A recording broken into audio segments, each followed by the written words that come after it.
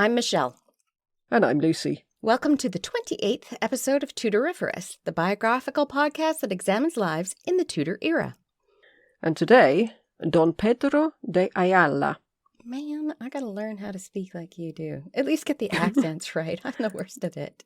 I didn't speak Spanish, I was just... I mean the accent, it's awesome. And I can't do it. I should think most Spanish people are thinking, what? Well, it sounds cool to my English ears. Ooh, we also have new Patreons to thank. We have.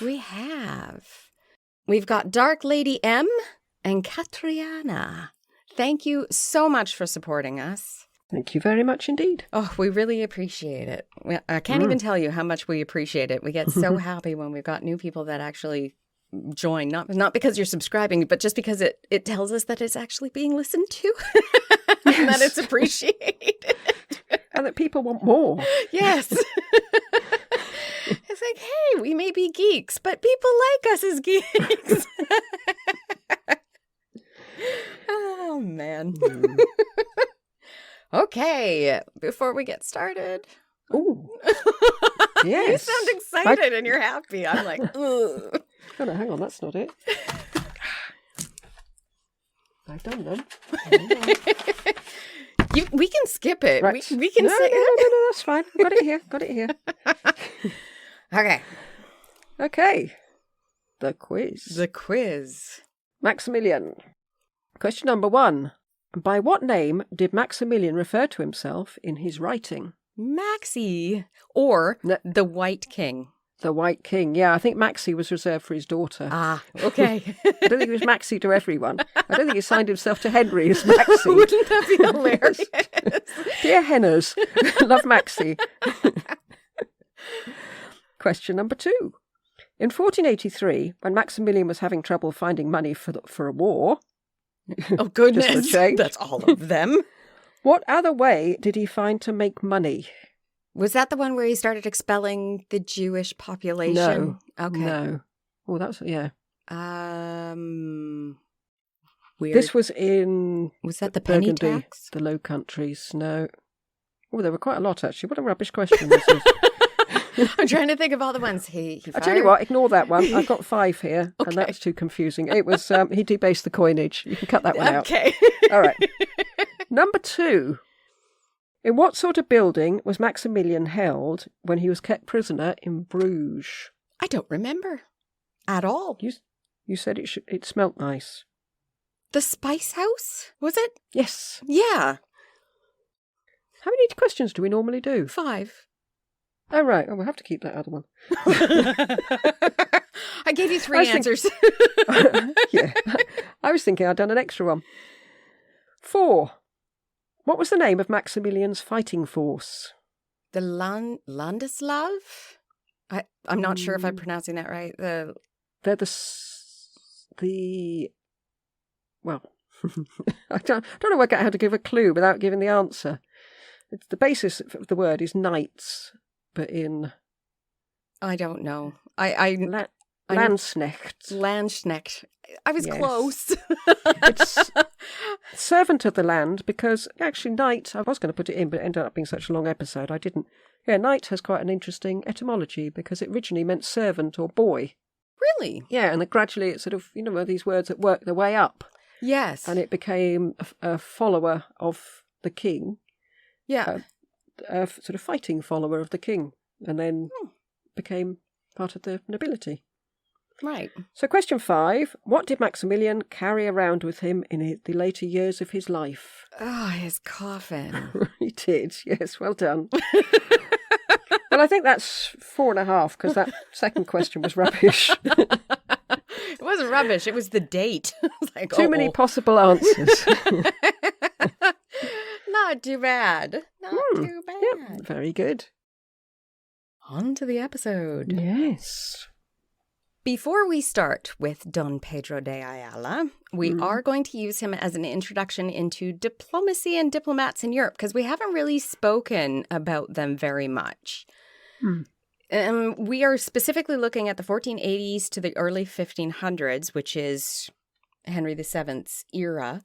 And the more I read about it, the more I realized how foreign and alien a concept it is to us now. In some ways, diplomacy was a lot like today, but in a lot of ways, it was just completely different. Like today, I lie, you lie. We both know we are lying, but we both pretend and think it's the truth. Maximilian did. Yes.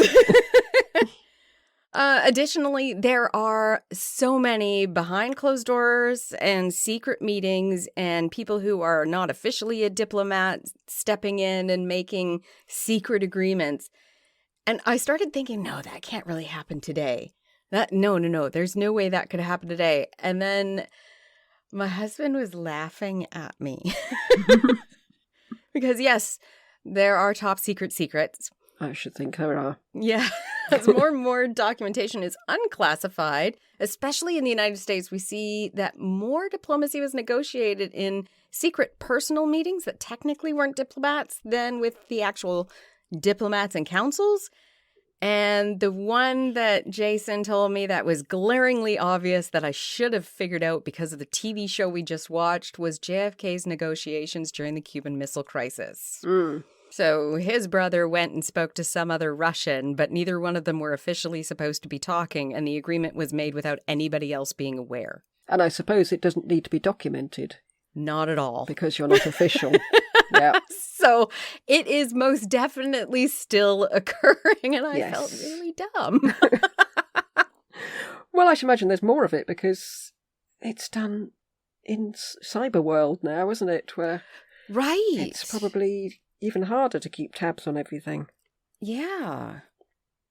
But back to the 1400s. Some of the biggest differences between then and now, I guess, could be who was chosen, why they went where they went, and how they were paid, which would then affect their loyalty. Diplomats were chosen for a variety of reasons, and none of them was for education in diplomacy, believe it or not. They were chosen for their ability to speak the language of the country they were going to go to. That helps. Yes, familiarity with that country's customs and laws. Contacts they may already have in that country regardless of whether or not they were at court. It's amazing how many things were picked up in pubs during this time. It's almost like a lot of this stuff that I read was actually negotiated over drinks in a pub. Oh, really? Yeah. Is that specifically when diplomats came to England, or is that Europe-wide? I don't know if it's Europe-wide. It did happen in France as well. They would go to a drinking establishment and hire a room that was separate from the rest of the pub, and that's where they'd talk. And then we find that in some of the Baston letters. Right. How it was, some of the discussions were overheard and then bandied about on the streets of London. So maybe not as top secret as now. I think a lot more things did happen in pubs because you find books with the publisher's name and it says under the sign of the bull in Cheapside or whatever. So they're actually staying at a pub. Yeah. Yes, top secret doesn't seem to be secret at all during the Tudor era, at least in England, because you'd be having these discussions in a pub. And of course, if you ever go to a pub when it's fairly quiet, you can hear things going on in different rooms in the older buildings. If you knew something interesting was happening in the room next door, apparently it would go quiet and everybody would be listening to the conversation. Right. And half of them would be spies anyway. I thought, wow, like how did they actually manage to keep anything quiet until the treaty was signed? And I particularly thought of this with James IV of Scotland being told he could marry a Spanish princess. Wouldn't they already know there was no Spanish princess available? Yes, I'd forgotten about that. Yes. Yeah. It really did make me think this has got to be completely different. There are no really formal meetings at all. It was, I know you, you know me, let's see if we can figure this out. Mind you, it's been like that. It probably has only just become, in England anyway, as professional as it probably is now, because before it was very much, did you go to Eton? Did you go to Oxford or Was Cambridge? it? Right, you're in. Okay. Oh, very much. Very much. Especially for MI5 and MI6 and government. So, yes, I think it's only recently been opened out. If it has. That's interesting. Which I'm not entirely sure. And I honestly have absolutely no idea how Canadian diplomats are chosen. Well, I think that's why the spies were able to get away with it, Guy Burgess and Kim Philby, because they had the right school, they've been to the right university, they've all been to Cambridge. You know, they were decent gentlemen. But they happened to be spying for Russia. Oh, my goodness. Oh. In addition to these kinds of items, the person's ability to negotiate was important. Not all of them managed to do it very well, though. We'll see why. Did they have to learn on the job? They did. There was sort of an apprenticeship that happened. There was no actual school for diplomacy. So you would go under a diplomat who is already well established at a particular court or established in dealing with a specific type of negotiation. And you would go with them and learn underneath them. There was no school. You literally had to learn on the job.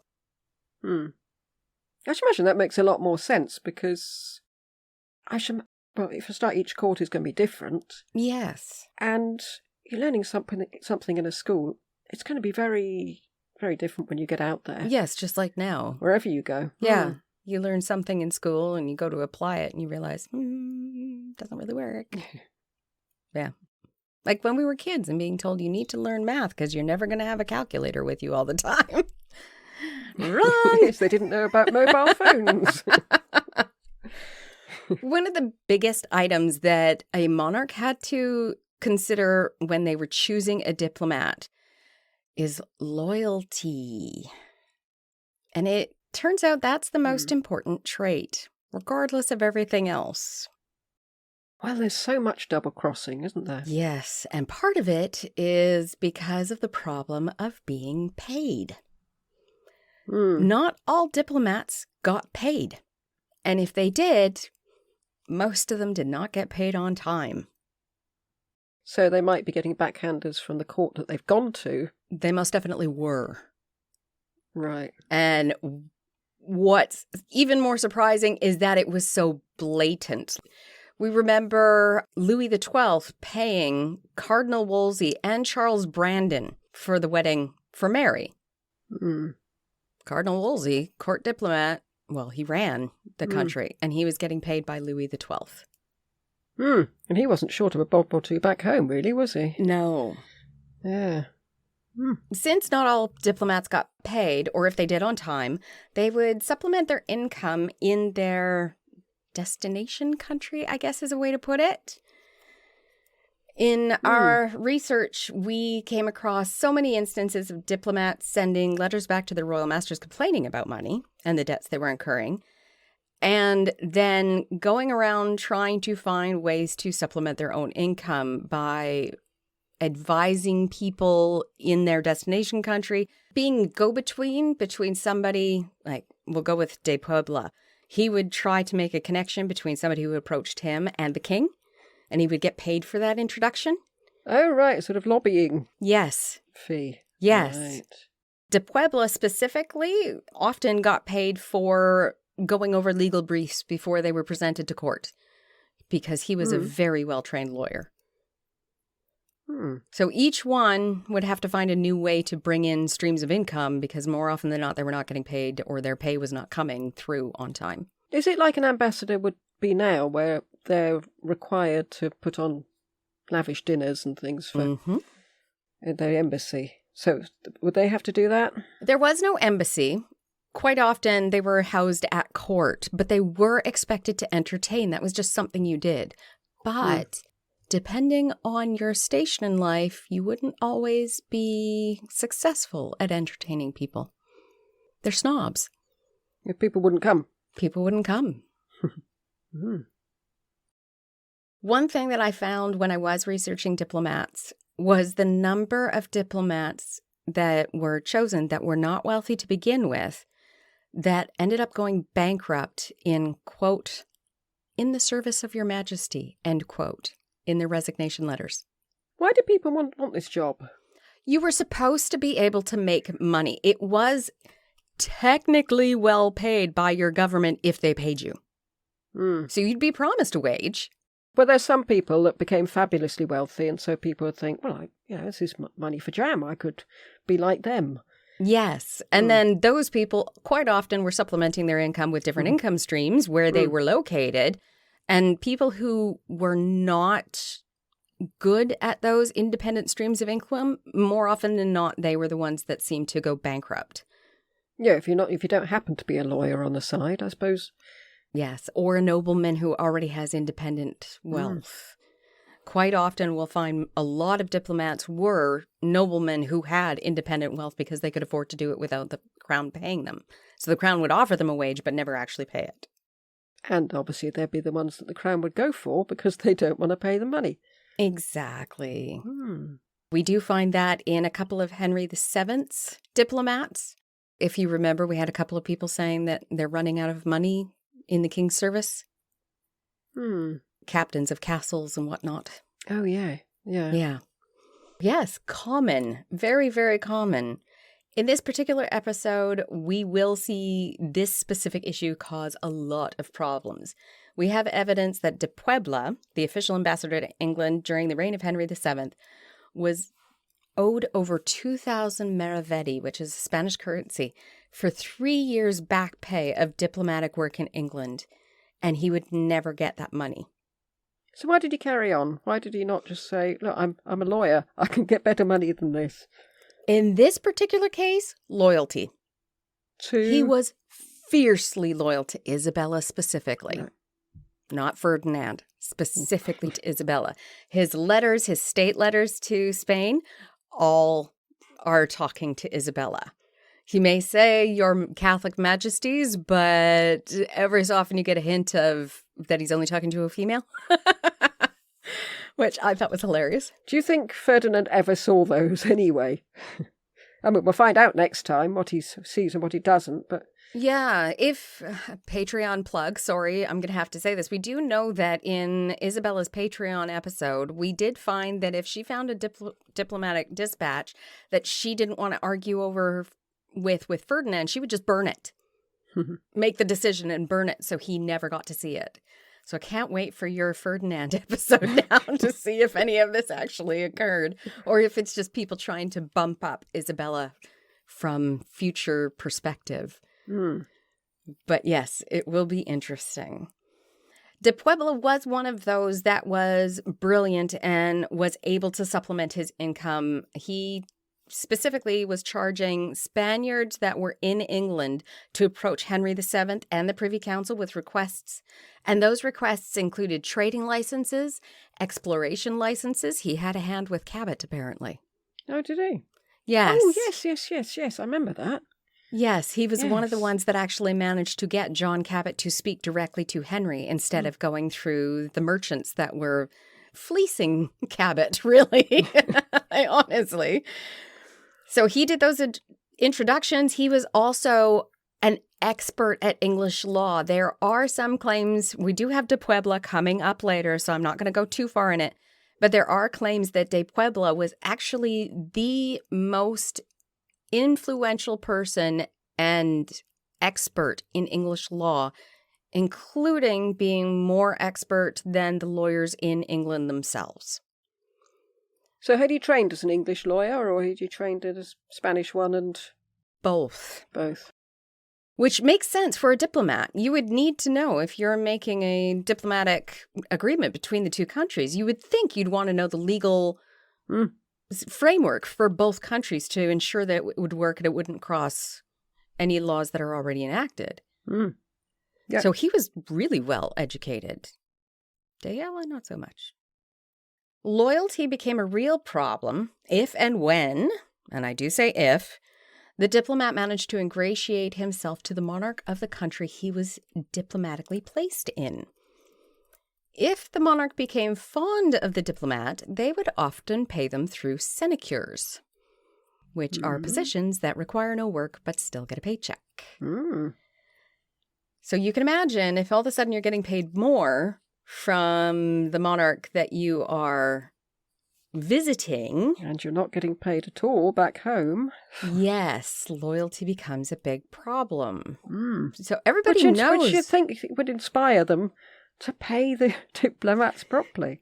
You would think, but I'm not finding that anywhere. Weird. Seems to be something like even Henry VII was being paid by people to become diplomats. So Henry was making money and not actually paying them out. Henry was just miraculous, wasn't he, in his ability to get other people to give him money. Yes. Which he then passed on to make political points. There are even diplomats that end up on the payroll of the monarch of the country they were in. So not just sinecures. Like Louis XII, for Cardinal Wolsey, was paying him a stipend each year directly out of the exchequer. So the Royal Treasury of France was paying Cardinal Wolsey in England. So would Henry have known this? Oh, yeah. But he wouldn't feel that Wolsey was contaminated by this, that he wasn't trustworthy. Apparently not, because this started fairly early in Henry VIII's reign, and Cardinal Wolsey remained in power for a very long time. Yeah. No.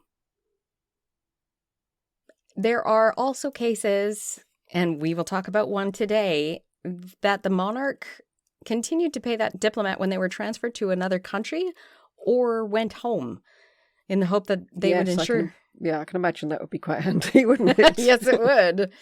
They were hoping that would ensure that the diplomat kept them informed of negotiations and, if possible, steer those negotiations in a way that was advantageous to the third-party monarch. Yep, very sensible. Maximilian appears to have employed this tactic in a few situations. So he did have spies. Yes, he did.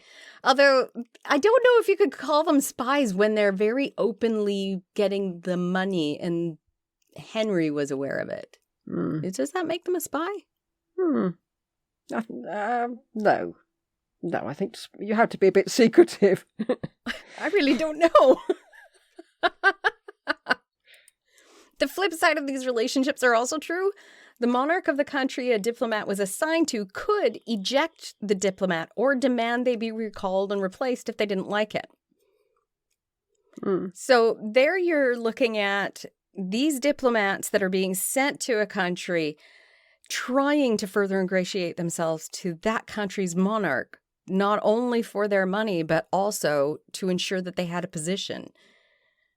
While pay from their home was never a certainty, if you were ejected, that was definitely going to reduce the possibility of you even getting an income, and you would lose status. That was huge. I'd have thought that if you haven't managed to ingratiate yourself with the monarchy, then you're not going to be able to do your job as a diplomat, are you? I mean, the monarch is not going to take you into their confidence. No, and I do remember one, I'm trying to remember the name of the diplomat, because it just occurred to me.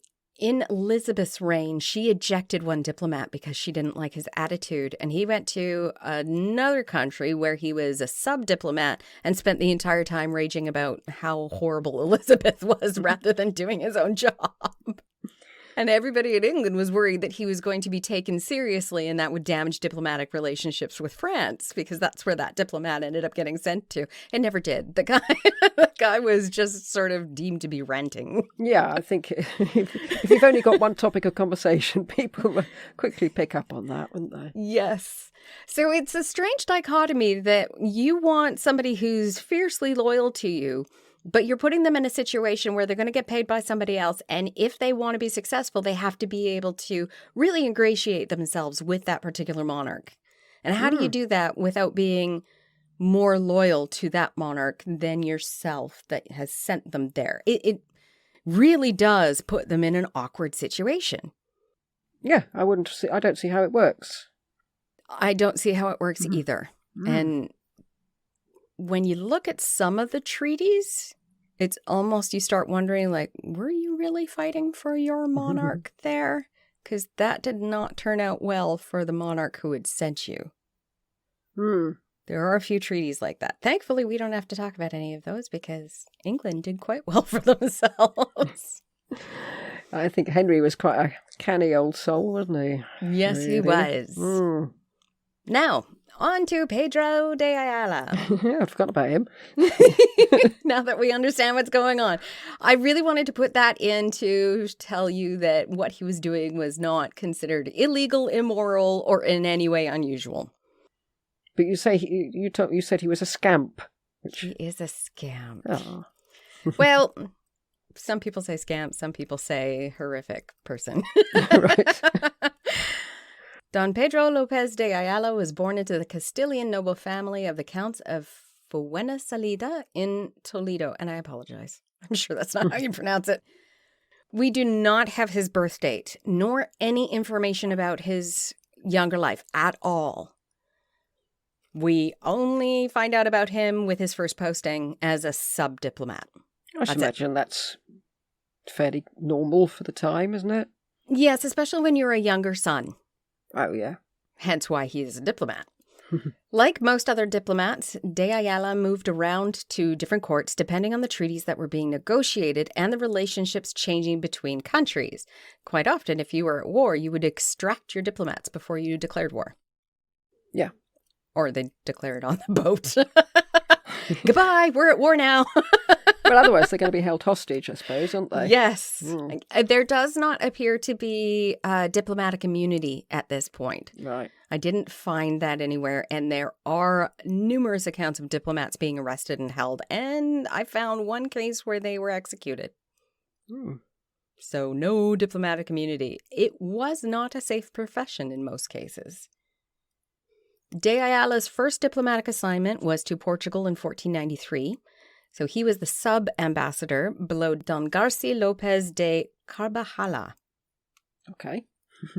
Or Carvajal, or Carvajal. I'm sorry. It's the same as now for England and Spain. The language has changed, so the pronunciations then are not the pronunciations there. And I got like 6 for this name, and I didn't know which one to go with. You could think of this as that apprenticeship we were talking about. So there are no diplomatic schools. You had to learn under another diplomat. But here's the question. You're only usually given one diplomatic assignment as a sub-diplomat or sub-ambassador. You are only learning how to work with that specific court and that specific king. How does that relate when you move to a different court? I suppose you can't expect someone to do their apprenticeship in all the courts of Europe, can you? They've got to take the plunge on their own at some point. Yes, but you would think at least 2 would be a better idea than just 1. We think that De Ayala was educated as a cleric, and the reason we think this is because right around this time he was invested as the Bishop of the Canary Islands. Oh, right. The interesting thing is I did not find him actually going there at any point. I don't suppose he did. No. They don't seem to bother. Well, who was the... was it Castellesi who became the Bishop of Bath and Wells? Yes, I think so. Yeah. Don't think he went. But I mean, I never found him even going to the island. At least Castellesi was in England at one point. Yeah. Oh, wow. Cushy little number, I should imagine. Although we try with these non-English subjects to only mention what their direct interaction with England was, I feel like this is an important matter to England, so I did include it. De Ayala and Carvajal were in Portugal to negotiate the demarcation line between the Spanish and Portuguese maritime exploration ownership. Right. Yes. Is that with the Pope? Yes. Yep. This would greatly affect England in the future as the negotiations split the world in half between Portugal and Spain to the exclusion of every other country in the world. I know, that's unbelievable, isn't it? Absolutely unbelievable.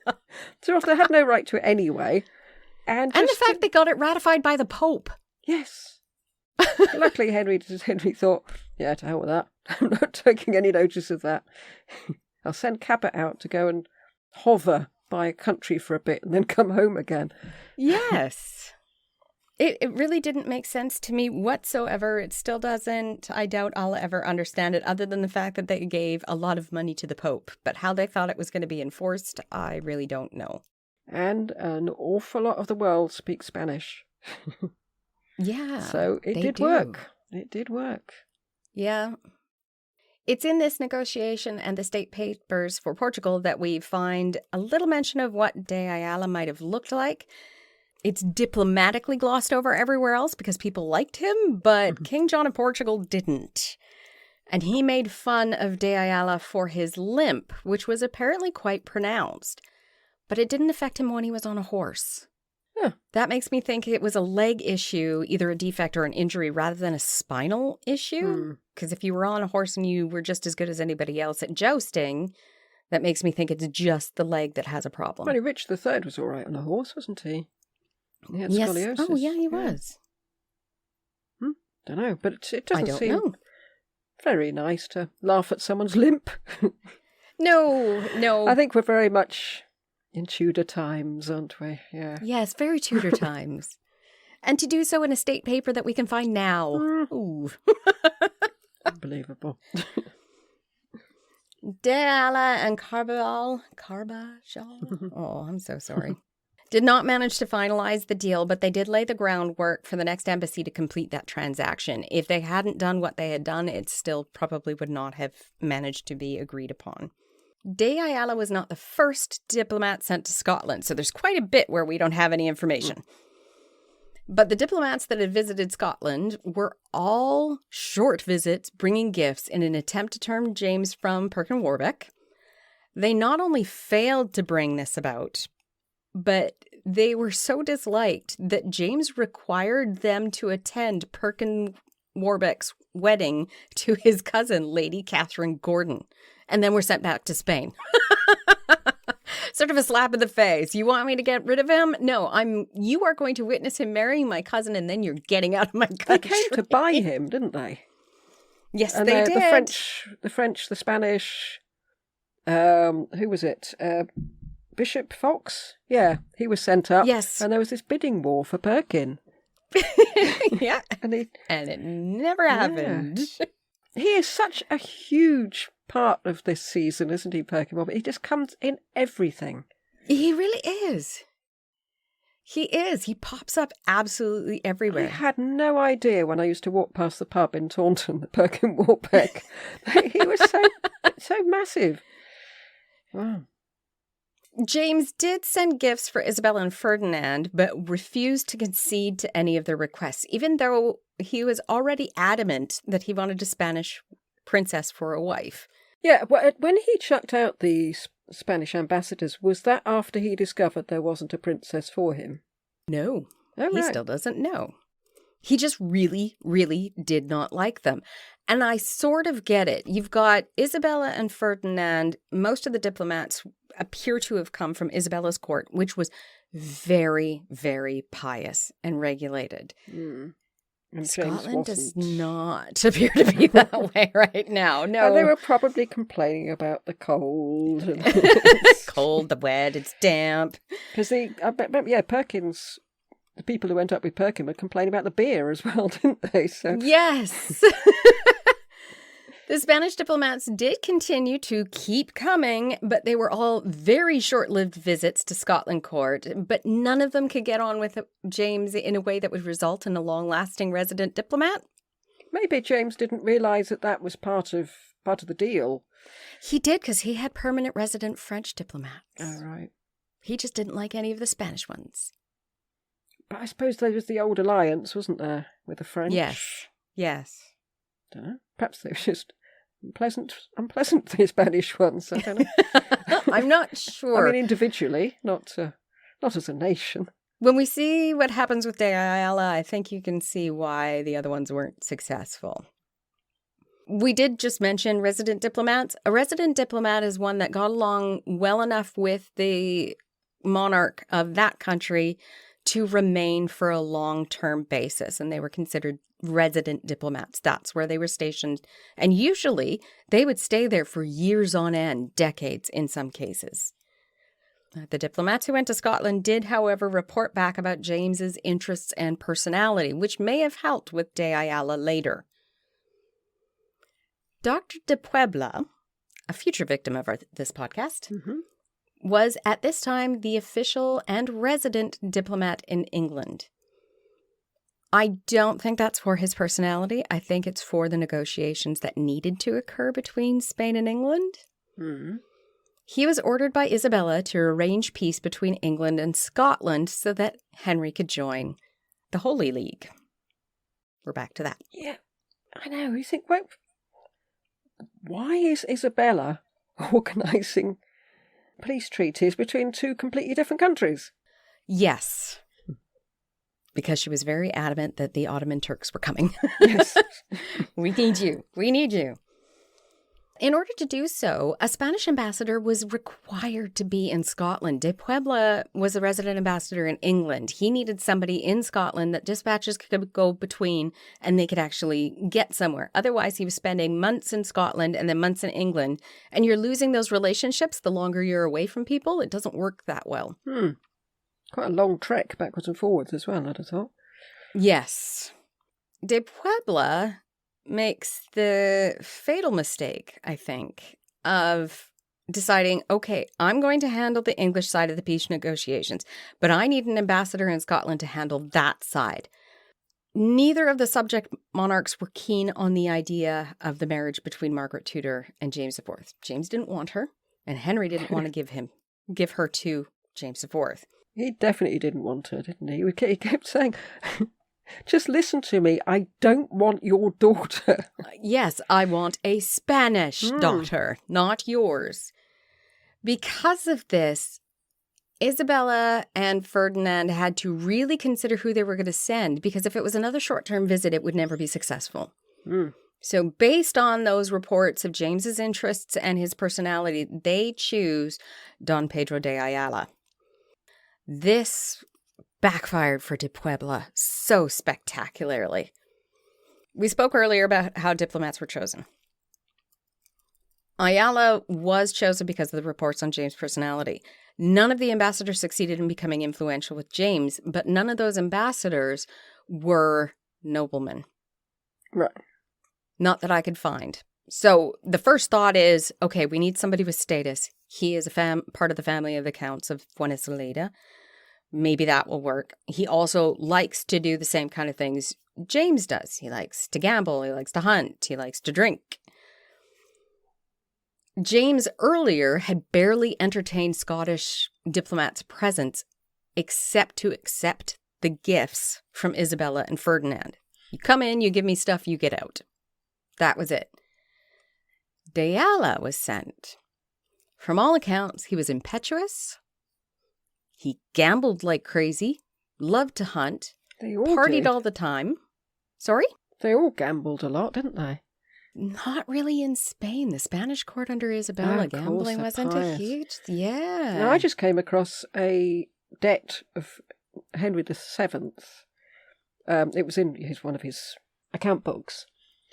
Paying off a gambling debt to his son, Prince Henry. And it was a fairly substantial amount as well. Yes, they gambled ridiculous amounts of money. De Ayala also liked to party, drink, and brawl. Right, that's very diplomatic. Yes, De Ayala, it seems, would be the perfect friend to James.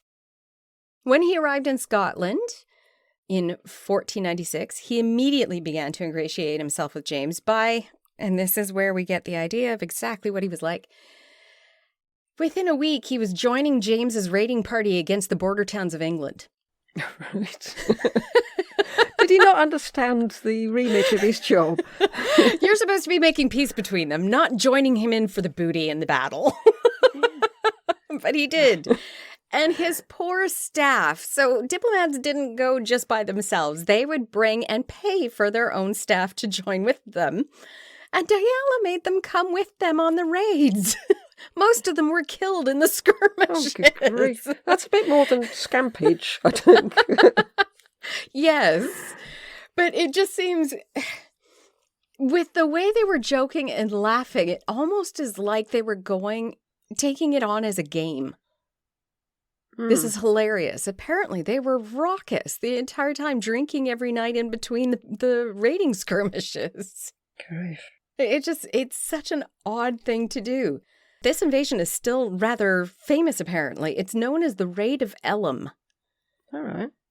And while this was not impressive for Henry VII about this new Spanish ambassador, it fully endeared De Ayala to James. Do you think that's why he was doing it? Or do you think he just thought, well, hey, let's get in there? From his later brawls that he got into with his own staff and buddies, I would say he was just having a fun time. James immediately requested that he stay on as resident ambassador and began socializing with De Ayala almost continuously. They were now bosom buddies, never leaving your side. He also began paying De Ayala's expenses and even rented a beautiful house for him in Edinburgh. Nice. Like Edinburgh. And then there's a mention in Scotland's exchequer rolls or treasury rolls that he also paid the damages to be repaired to the house from De Ayala. What was he doing in there? Parties and brawling. It tells you quite a bit about De Ayala right there, that the monarch he's supposed to be a diplomat for is now paying out the damages that he does to Scottish property. But this is the first time that Spain has a permanent resident ambassador in Scotland. This was seen as a step in the right direction by Isabel and Ferdinand, regardless of how De Ayala did it. Well, it doesn't matter if it's doing the trick. Yes, if it's successful in her aims, do it. To be fair, somehow Isabella had been informed that no, De Ayala was not in Scotland during the raids, that he hadn't arrived yet. She, for some reason, I don't know if she's deluding herself, but she felt that if he had been, he would have been able to stop the raids since they were not helping get peace between the countries. She couldn't wrap her head around how this was supposed to help out the countries, and she was convinced De Ayala wasn't there. If he had been, it wouldn't have happened. And she tried to convince Henry of this. Henry did not believe her because he was there. De Ayala was directed by Isabella to continue a very dangerous deception. As we know, James wanted a Spanish princess. Yeah. He was to keep James in line with the possibility that Isabella would allow him to marry a Spanish princess. First, he was offered Catherine of Aragon, even though the betrothal had already happened between Catherine and Arthur. So there was no chance of him having it. It's not that she was sort of weighing up the possibilities. Okay. No.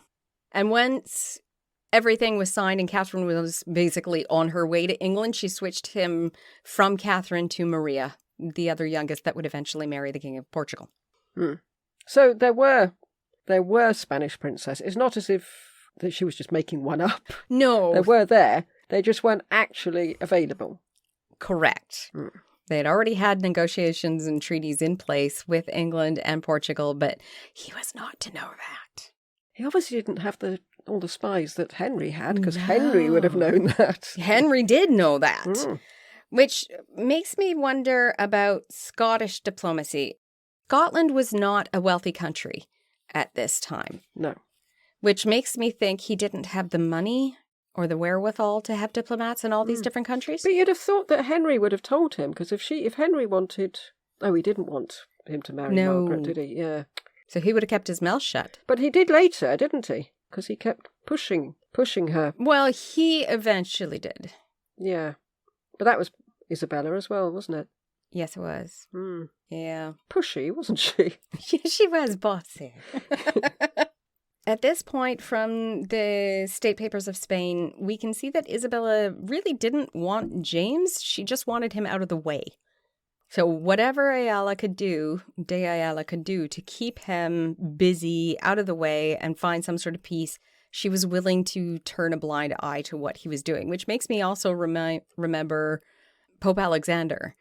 He was very dissolute And she was very pious, but she was willing to ignore his... Up to a what point. did she call them? Little sins. His little sins. Keep him out of the way of... What, of the Holy League? The Holy League. Yeah. Why she didn't try to get Scotland involved in the Holy League, I don't know. Yeah, because Scottish troops were all over the place, weren't they? Yes, they were. As mercenaries, though. I found them as mercenaries. So maybe she just thought, well, we'll pay them and we'll get the Scottish mercenaries. We don't need to actually make concessions to the king. Yeah, don't have to go through Scotland. Yeah. Possibly. James, I can't even explain this. He sort of fell in love with De Ayala.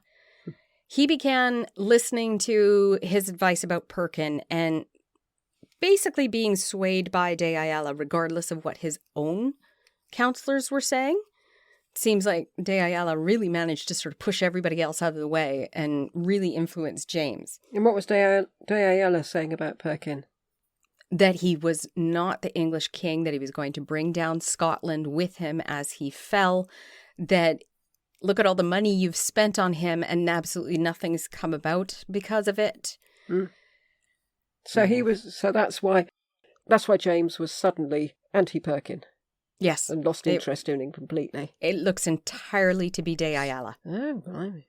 Not his counselors. His counselors were still looking at the fact that even if Perkin wasn't going to end up the English king, he was a great distraction so they could take more land from the northern England. I thought it was when they went to attack England and then Perkin got disillusioned. Not surprisingly, given that they were meant to be going in peace and they really weren't. Yeah. This is one of those things, again, where you start looking at somebody else completely and you get a completely different point of view of what happened with additional information that wasn't available when you're looking at one specific person. Yeah. Yeah. Oh, it could also, we do have to always take this with a grain of salt. The state papers are written by De Ayala, sending them to Isabella and back and forth. So he could be painting himself in just an amazing light. Yeah, he's telling her that he's doing what she sent him to do. Yes, but when you look at the fact that James's council was very pro-Perkin, there had to be some change, and the change does happen when De Ayala arrives in Scotland. It's circumstantial evidence. Oh, yeah. De Ayala must have been charismatic. Everybody he seems to have spoken to, James, some of his counselors, other nobles in Scotland, seem to listen to him. You start seeing behavior changes that didn't occur for the 10 years before, and they don't happen until De Ayala is in Scotland. So while it's circumstantial, it's pretty weighty that he would go to a dinner and the next day you'd see a letter going out from that person changing their minds. I would say that he must have been charismatic and that he was at least the catalyst of change. Maybe not the source of the change, but he helped it along. Most monarchs would summon a diplomat when they wanted to see them, or the diplomat would have to formally request audiences. De Ayala's presence with James was so much more prevalent. He was always at court. He was always with James. He was hunting with James. He was gambling with James. It's almost like he was just a brother. He'd show up and he would have an audience with James without any formal request ever happening. Well, apart from the rather undiplomatic bit of joining in battles against the English, he sounds like the perfect person to be sent there. Yeah. Yes. It does also tell you, though, that maybe it's his personality and company rather than any diplomatic skill that may be the reason why it's successful. Yeah. But then, if that's what gets through to James, that's what you need. Yes. Because if he found diplomats a bit, he might have found them quite intimidating, maybe. Perhaps. Yeah. I don't know, or just standoffish. If somebody is disagreeing with your behavior, it doesn't make you like them. No. Whereas this guy is not only going, hey, yeah, let's do it. He's saying, let's do it. Not just you. I'm coming too. Yeah. De Puebla realized that this was a problem. And I think he also saw that this was going to be difficult specifically for him. He's trying to make peace between Scotland and England. And De Ayala is actually joining in raids against England with the Scottish king. It's going to be a little difficult for de Puebla. And Henry knew this. Henry did know this because de Puebla was instructed to calm Henry, who was more than a little unhappy about the raids. And he also told Henry that he had suspicions regarding De Ayala and what he was actually doing in Scotland, that he was acting for himself rather than for Spain or England, which could be true. We don't really know. He might have just gone, he might have not had any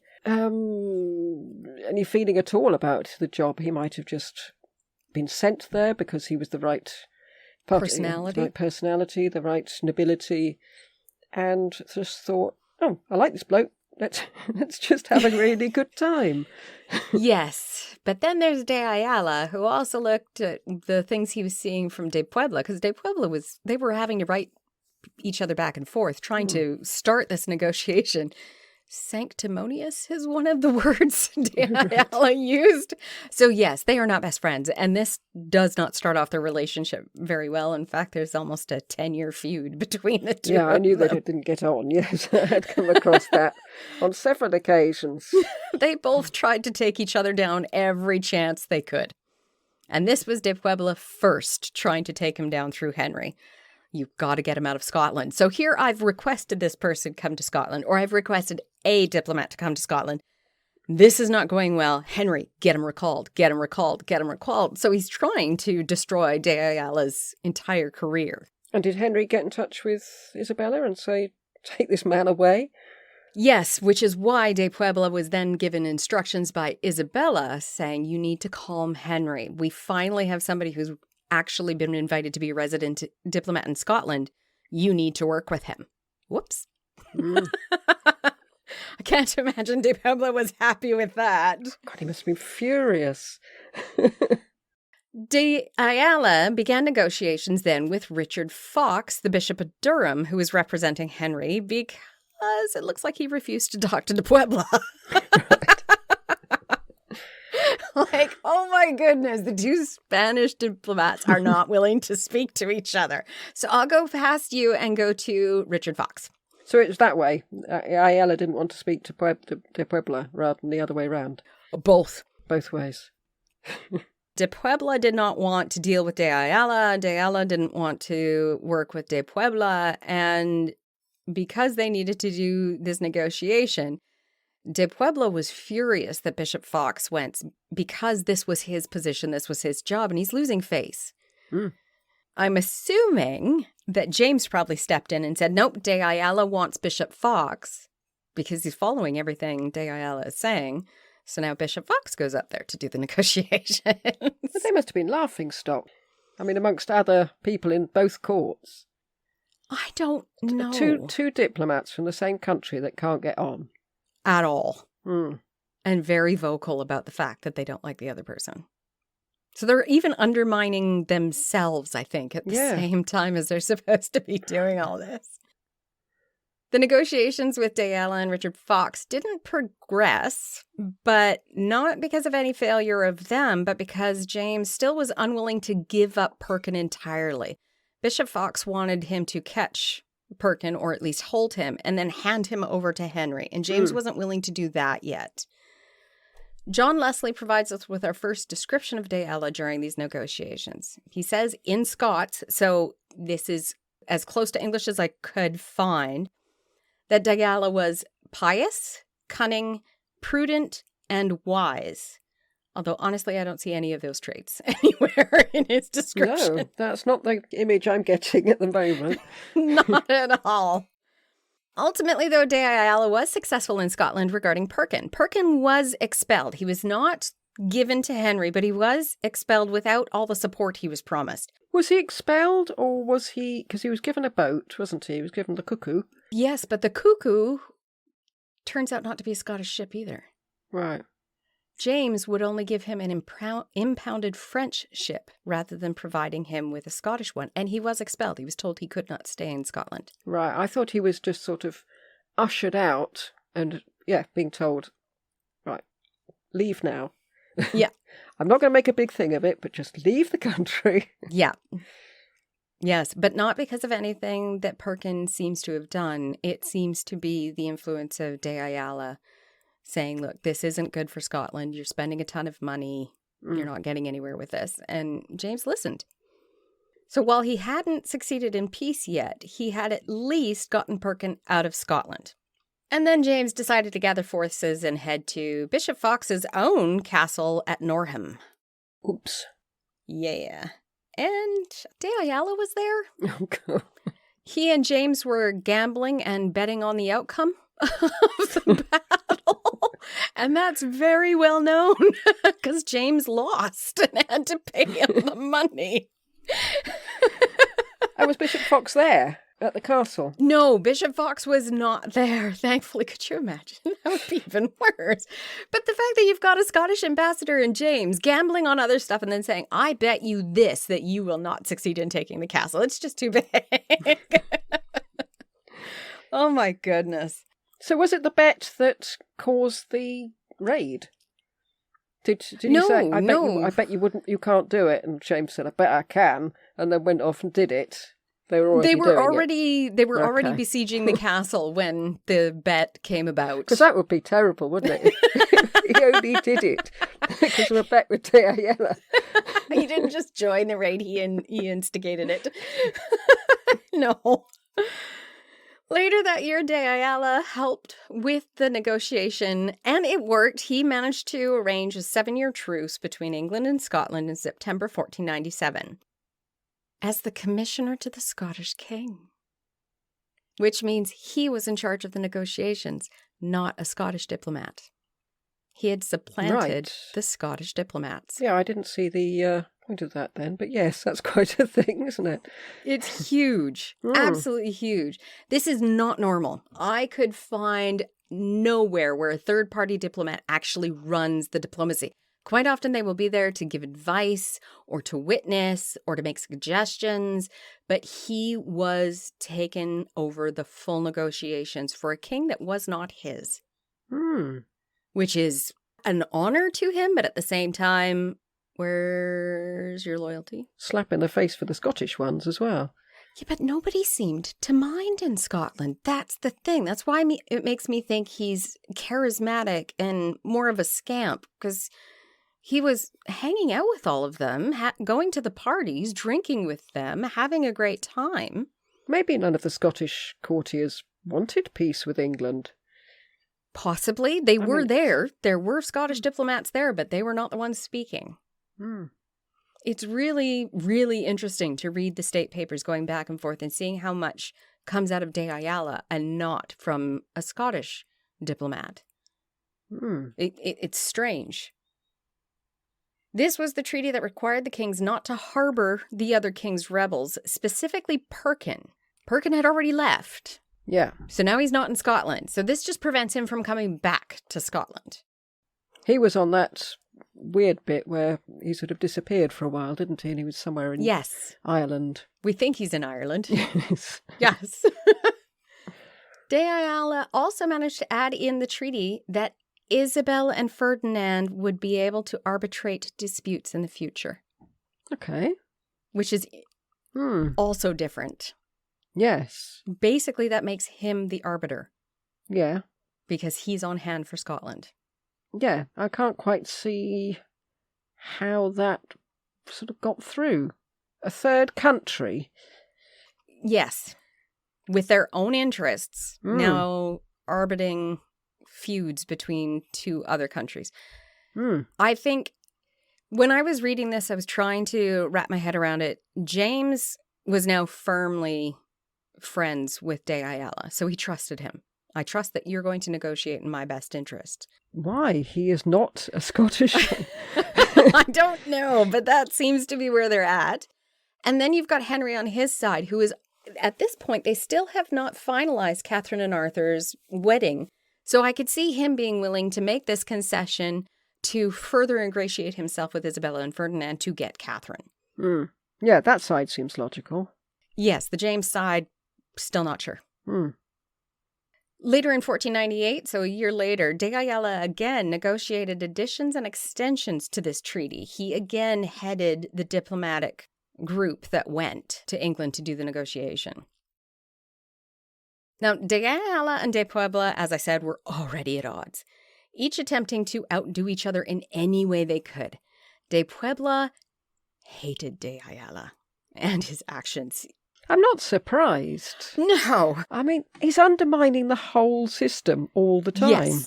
Yes. And his complaints are very valid. He is always saying how unprofessional De Ayala is, how impious De Ayala is. He's supposed to be a bishop, after all. Oh, that's right. Yeah, I've forgotten that. And how unreliable he is.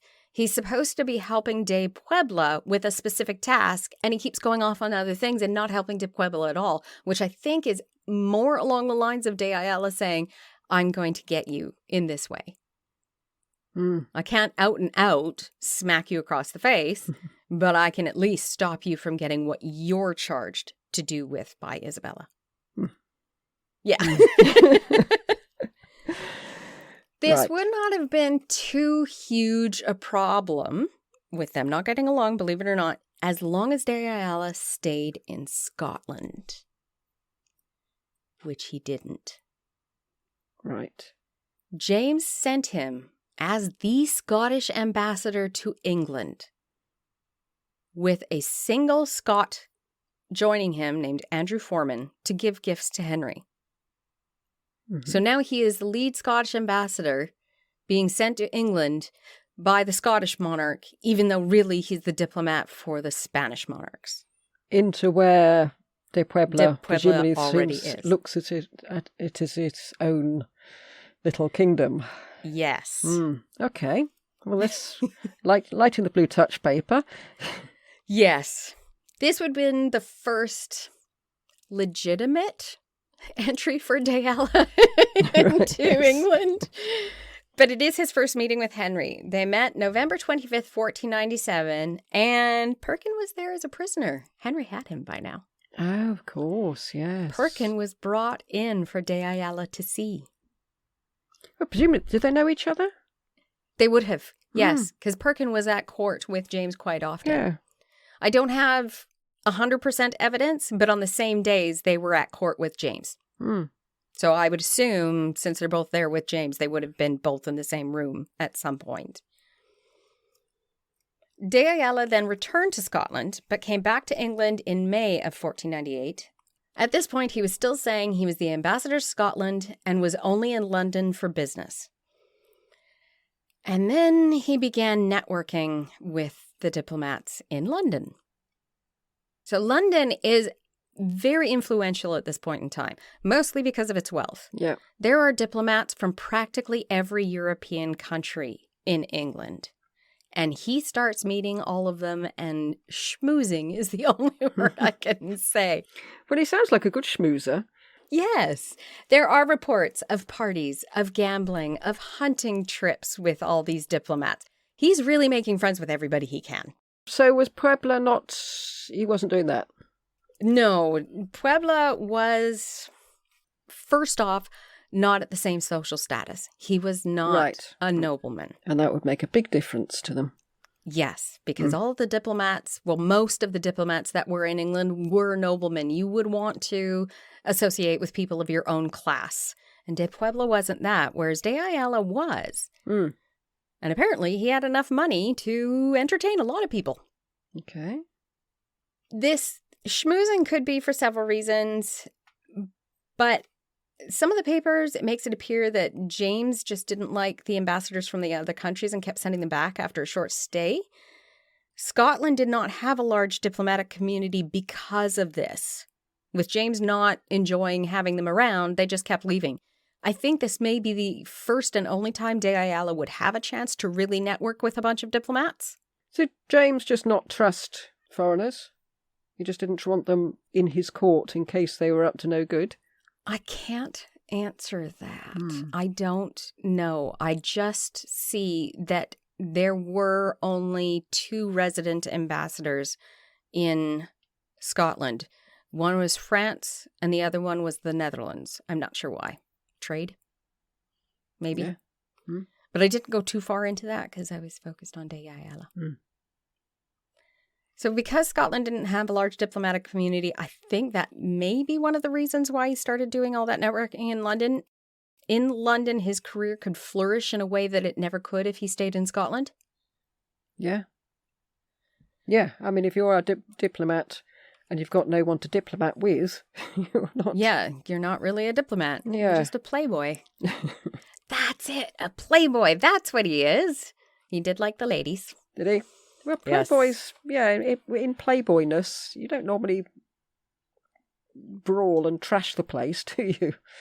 You did at this point in time. Oh, maybe. We're still at the point where younger sons would create groups of marauding bands to get wealth. That's right.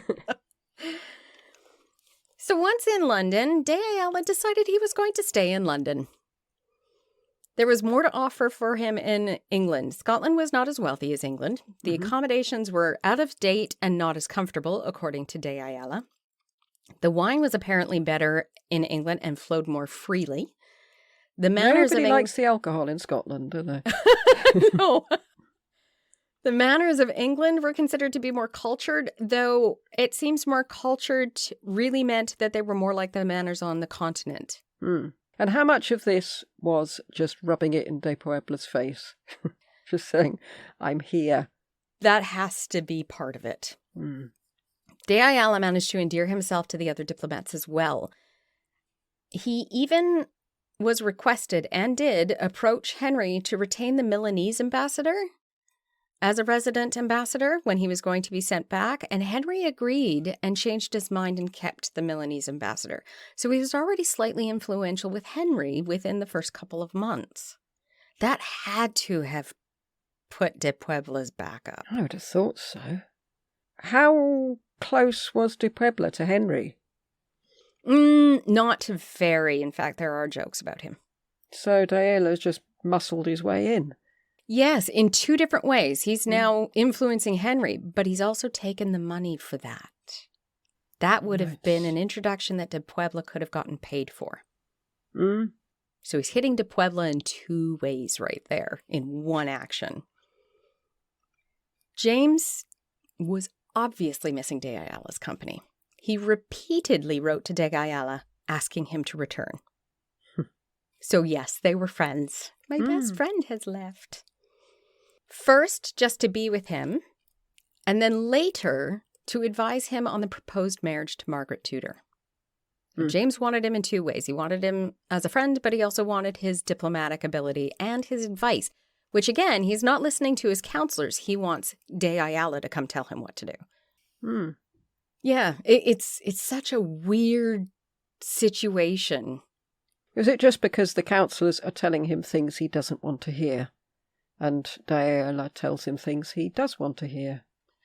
I was thinking that might be a possibility, but then I considered the fact that he got Perkin Warbeck out of James's estimation, and James was willing to give him up when James had been saying, no, I don't want to give him up for so long. So he is convincing James to do stuff that originally he had a different point of view on.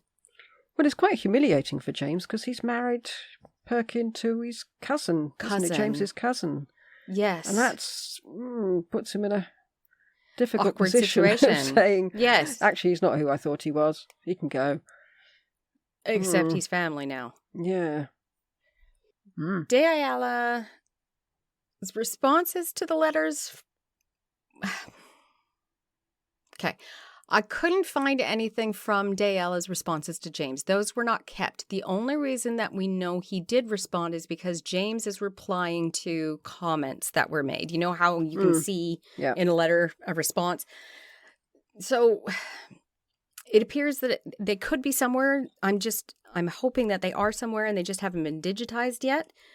But De Ayala refused to come back, but apparently his reasons were sound. But he was willing to continue to help with the treaty and was instrumental in James accepting Margaret through those dispatches and through those letters. So I really wish we had those letters. We would have gotten so much more of what De Ayala was like, I think, but we don't have them. Presumably he managed to convince James that he was schmoozing on James's behalf down in London. Probably. But to be able to convince him to take somebody he doesn't want to wife from a distance tells you that he's got to be very convincing. It's really, I would love to see those letters just to see how they came out to the point where James was willing to change his mind and take on a wife that could possibly be his lifetime partner. Yeah. I did not find any evidence anywhere that De Ayala returned to Scotland permanently, ever. Oh, James must have been mortified. Yeah, sad. I lost my best friend. Yeah, and he'd already lost Perkins. I mean, they got on well for a while, didn't they? Yeah, De Ayala and James do continue to communicate for the rest of James's life. Oh. So it is a friendship that does somehow continue. We are still in 1498. Henry is still unhappy with De Ayala, and now he's in England. He suspected De Ayala's part in the Scottish raids may have been more than what De Ayala was willing to admit while he was in England. Imagine so. We have absolutely no idea how De Ayala managed to resolve this with Henry. We do know that De Puebla was infuriated that Henry let this go. Yeah, because he was probably dripping poison into Henry's ear about De Ayala. The entire time. And then Henry just said, that's all right. Yeah, and if you think about it, De Puebla has been there for a very long time. It's almost a decade now that he's been in England. And he's never done anything at all, ever, in the contrary interest of Henry, in order to make sure that he was influential. Here's a guy who physically raided and killed people in England. And you're like, oh, okay. Yeah, that sounds and he just nice. pops down for a few months, and suddenly he's happy. best of buds. You're nice. Yes. I can understand De Puebla. I mean, So can I. It sounds, yes, you'd be absolutely furious. Yes, but this is where I got the idea of a scamp. He's so charismatic that everybody seems drawn to him, like almost like a moth to a flame. You're going to get burned. You don't know when, but you like them so much that you go anyway. Whereas De Puebla is coming across as being a bit stolid, a bit boring, maybe. Yes, very stodgy. That's what I kept thinking. He's stodgy. I don't know. We may be totally wrong. I'm only looking at these through the dispatches of De Ayala because we do have De Puebla coming later. Well, we always like to make assumptions about people that are Yes, we do. overturned when we come to do their episode. Makes it more fun. That's why I can't wait for your Ferdinand one now. Yeah, no, he's going to be a model husband and father. Yeah. Oh, gosh, I hope not. If that's the model father, we're in trouble. What I can't tell you is how De Ayala managed to stay in England.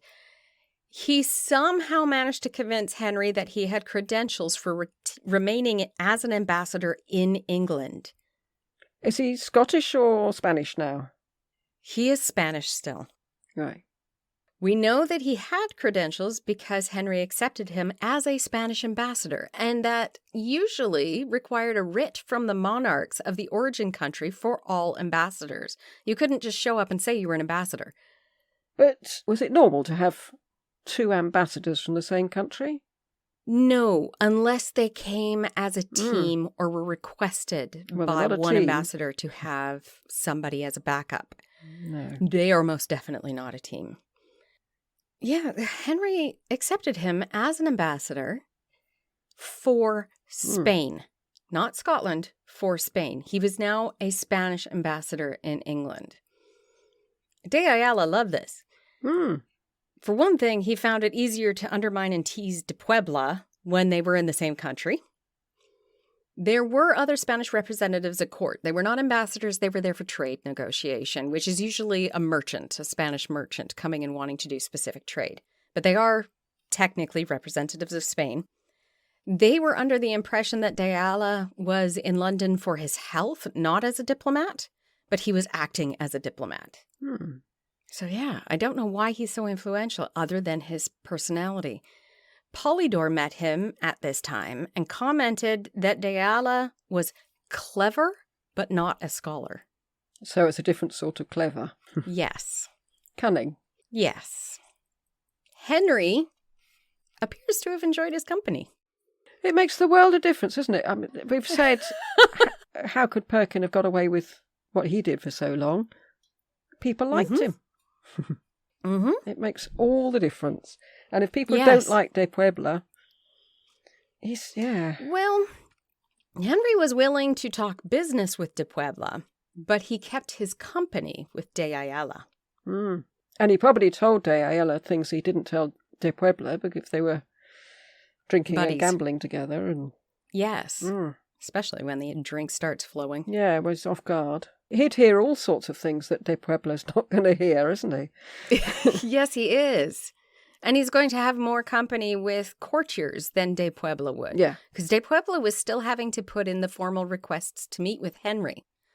De Ayala was with Henry when he gambled, just like James. When he hunted, just like James. He hawked with Henry and was quite popular at hawking, apparently. And they drank. They drank. They drank. It must have been, there must have been moments when De Puebla had put in a writ or a chit for saying, I want to come and talk to the king. And Yes. then eventually he'd get in there and there'd be De Ayala sitting there with his bottle of wine. Oh, could you imagine? Or being denied. I'm sorry, I'm out gambling with De Ayala today. I'm not in today. And he looking through the window and think, but I can see him. This is quite it would make a good drama, wouldn't it? It would. Between the two of them, so much backstabbing. De Ayala comes across definitely as behaving as a younger son of a nobleman while he was in England. Henry, like James, paid for some of the damages that occurred. He looked away when De Ayala got into quote-unquote riotous brawls in London.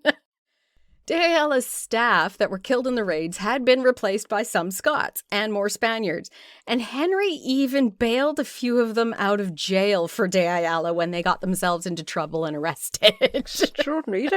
I didn't think I would have thought Henry would be completely shocked at this. And perhaps I've got completely the wrong idea of him. It makes me wonder, especially when you think currently our morals definitely would not put this as appropriate for a bishop. He's a member of the Catholic clergy. Oh, I've forgotten he's a bishop. Yeah, I keep forgetting that bit. Everybody forgets he's a bishop. I mean, he's a member of the Catholic clergy, and he's a high-up member of the Catholic clergy, and he is doing all of this. De Puebla claimed in a letter to the Spanish monarchs that De Ayala's servants even killed an Englishman in one of those brawls, and Henry got them off. The killer was a Scottish chaplain. For goodness sake. But was the person who killed, was it a commoner? It was a commoner. Oh, well, that doesn't count. We know that. As a Scottish chaplain in service to a Canary Island bishop, killed somebody in a drunken brawl. It sounds a lot more fun in the clergy than it is now. Yes. When you've just got to do jumble sales and. Oh man! And the only punishment for that Scottish clergyman, he was forced to return to Scotland. That's it. Yeah. You have to go home. You killed one of us. Oh, all right. Yeah, exactly. Go to bed without supper. It's just ridiculous. When Catherine entered England, this is where De Puebla must have really been just losing his mind. Don Pedro de Ayala was the one on hand to greet her. He's been setting this up for years, Puebla. Yes. Oh. He is the one that was requested to travel with Lord Willoughby de Brooke to act as liaison and translator for Catherine in the English court. Do we play a game at the end of this? Who killed Pedro de Ayala? No, we do not. That's a pity. I think I've got that one. Yes. It sort of makes sense if you were talking about status. De Ayala was declared at this point as the papal pronotary to England.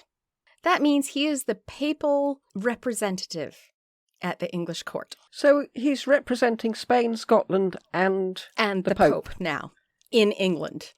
Hmm.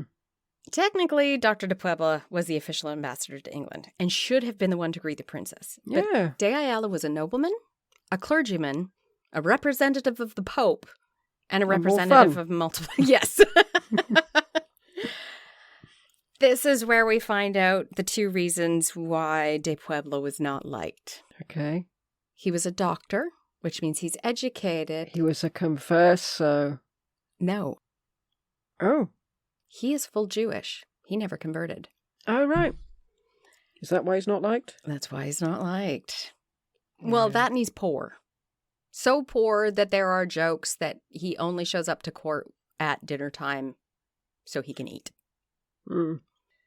The two were constantly battling for influence and power, and there's just no way to match them. You've got a commoner going up against a nobleman. Yeah. You've got a rich person and a poor person who can't entertain in the same way. Then you've got a Catholic in a Catholic world, and one is Jewish. Hmm. De Puebla really could not compete, regardless of the fact that he was an expert in law, regardless of the fact that he was very well respected for his intelligence. There was just nothing there that was going to make him outrank De Ayala in any way, regardless of the fact that he was the resident ambassador. It comes down to prejudice. Yeah. Hmm. I feel desperately sorry for him. Yeah. Jews in England, like everywhere else in Europe, were discriminated against. De Puebla, after De Ayala's appearance in England, had to all of a sudden... So before this, he was tolerated. He's an ambassador. He does deserve some respect. But now De Ayala is there. They have an alternative. Hmm. So now De Puebla was also now enduring sneers, attitude, exclusion, jokes about his race, some of the jokes emanating from King Henry himself. Ferdinand and Isabella refused to take De Ayala's charges against De Puebla's. He made so many accusations against De Puebla. The fact that he was still going to the synagogue, that he was... Was there a synagogue in London? Because I thought the Jews were expelled from Edward the First time till Oliver Cromwell. Sort of. Hmm. When I say going to synagogue, they still had services. They just did it in a home instead of in a church. Okay. So he is still doing his religious duties, which Isabella was not okay with. But De Puebla was so well-versed that it's another one of those wink, wink, nudge, nudge. I can tolerate this because you're doing good. Hmm. But then when they got an alternative, they don't need to tolerate it. No, Isabella and Ferdinand stuck with De Puebla. Oh, good. He was not expelled. They kept him in his position regardless of the fact that... He probably wished he could be expelled, though. It must have been such an awkward situation to be in. Wouldn't it have been? Mm. But he also can't return without permission from his monarchs. Mm. So it's a very awkward position. You may not be having a great time, but the monarchs won't take you back if they think you're still worth staying there. And he knows there's nothing he can do that's going to shock them because De Ayala's done it all. He tried. He sent so many missives complaining about his behavior and asking for him to be recalled. Nothing happened. Mm. Well, sort of. De Ayala was undermining De Puebla, saying he wasn't being all completely honest in his dispatches and trying to get rid of him. Isabella and Ferdinand felt it was just rivalry, which, I mean, honestly, it was. So they kept De Puebla in his position. They did attempt to recall De Ayala, but not to Spain. They tried to send him back to Scotland. Mm.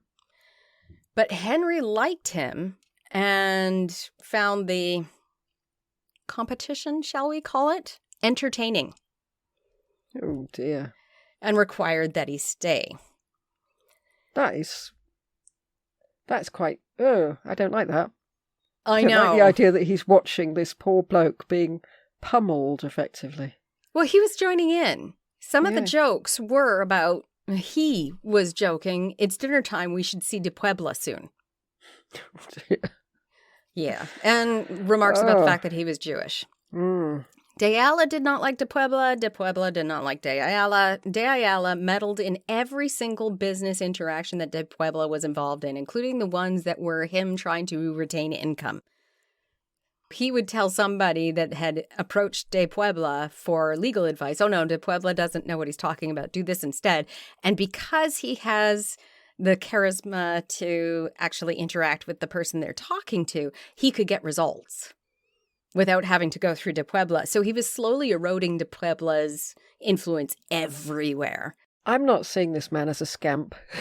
Now, no. If you take out the part about De Puebla, it's funny. But yeah, De Puebla wasn't helping himself, though. He was doing the same thing to De Ayala, so it wasn't all one way. The only reason it was worse for De Puebla was because he was Jewish. And he was losing. Yeah, so it feels awkward, but if we go from De Puebla's point of view, he did everything he could to ruin De Ayala's life, not just his professional career, which I guess De Ayala is doing exactly the same thing. So they're both at fault.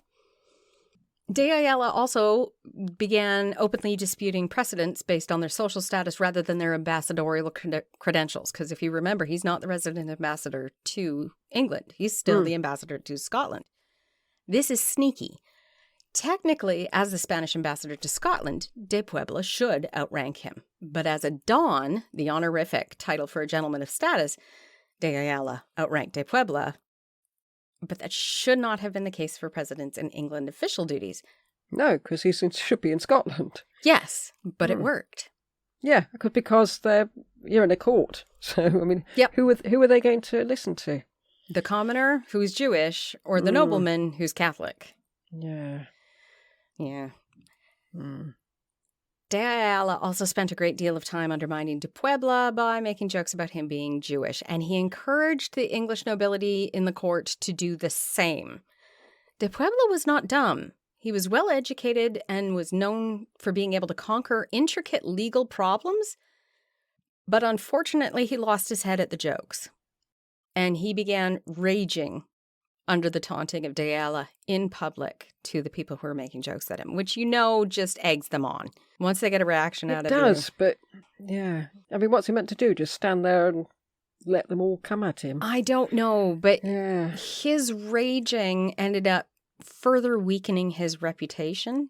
Diplomats were still supposed to be calm and level-headed, and he's not.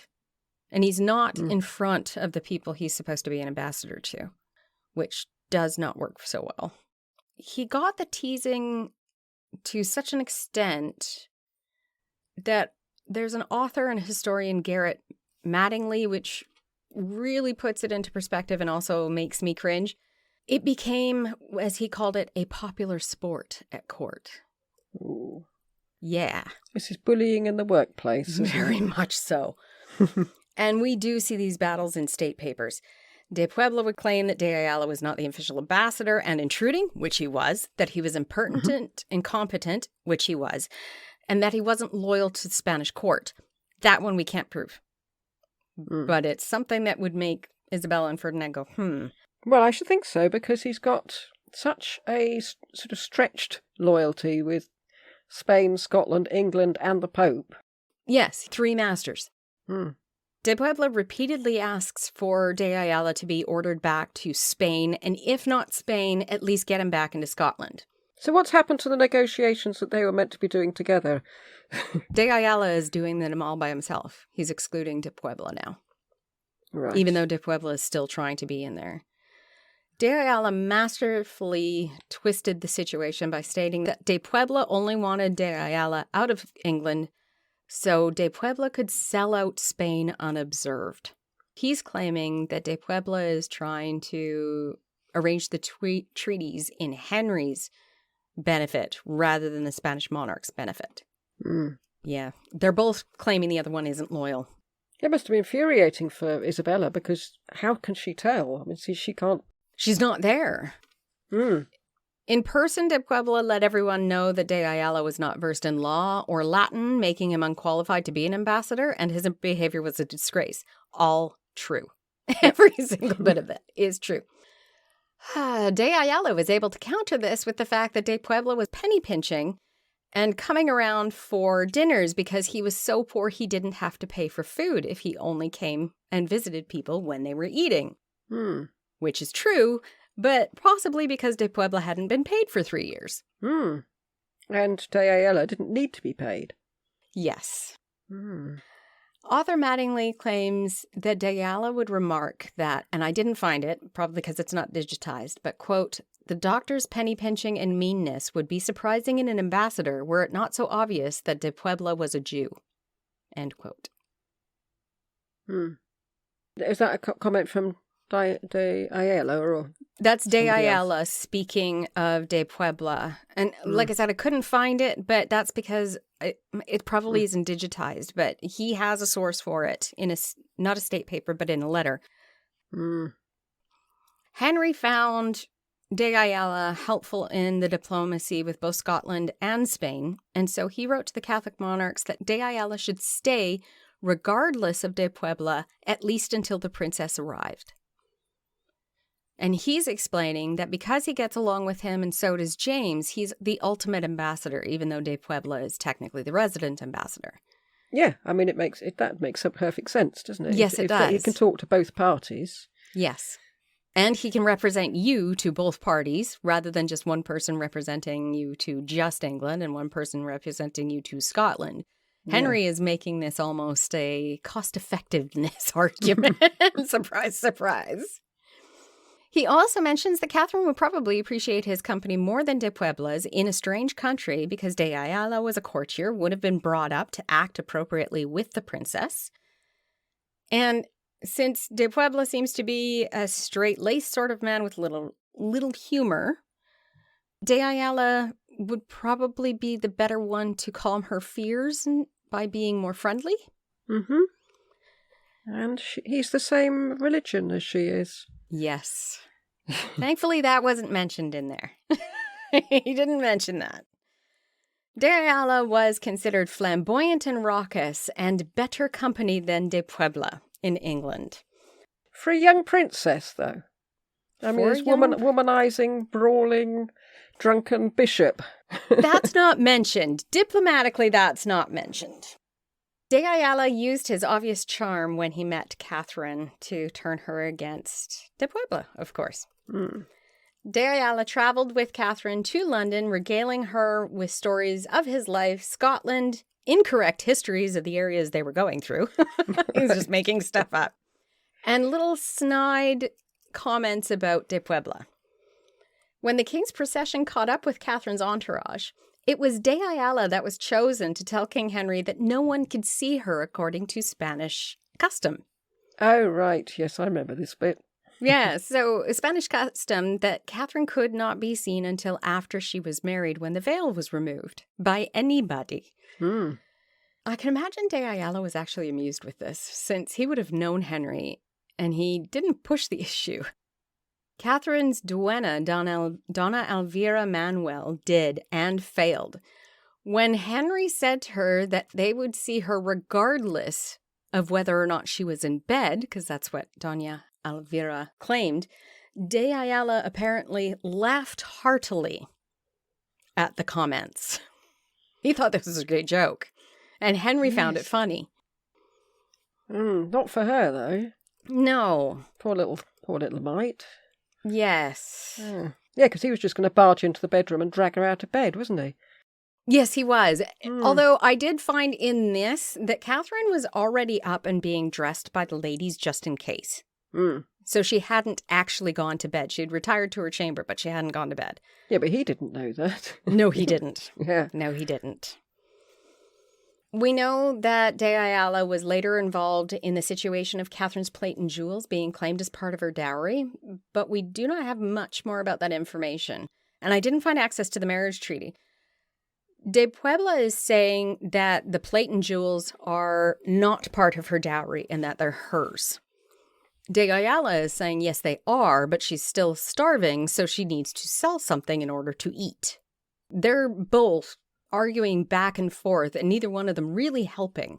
And I wish I could find access to the marriage treaty to find out if they were part of her dowry, because usually it was. You have a third is money, a third is land, and a third is jewels and plate. That's usually the way the dowries went. But I couldn't find it. It always bugs me. Each sale, though, was pushing back the date of her wedding because they were part of her dowry. So we're now past the time that Arthur has passed away. And now we've got Henry. And she can't be married to Henry until the dowry is fully paid. Every time she sells something, that means she needs more money from Ferdinand. But Ferdinand is unwilling to give any money whatsoever. Ferdinand's not going to... No. Catherine was in desperate straits. We're talking about her eating fish that's several days old because that's all they could afford. Oh, don't do that. Yeah. When Philip of Burgundy then landed in England, Pedro De Ayala was in attendance. Catherine managed to speak to him of her troubles, trying to bring him over onto her side. And he was moved enough that he risked his position by writing Ferdinand pleading her case. And as we know, Ferdinand did not like people telling him what to do. No. He'd had enough of that. Yes. Ferdinand, if annoyed, could dismiss De Ayala without even providing transportation back home and could strip him of all of his wealth. So he was risking stuff. Ferdinand replied that Catherine's dowry must come from King Philip. Isabella has passed away. Ferdinand is saying, well, she's not my daughter.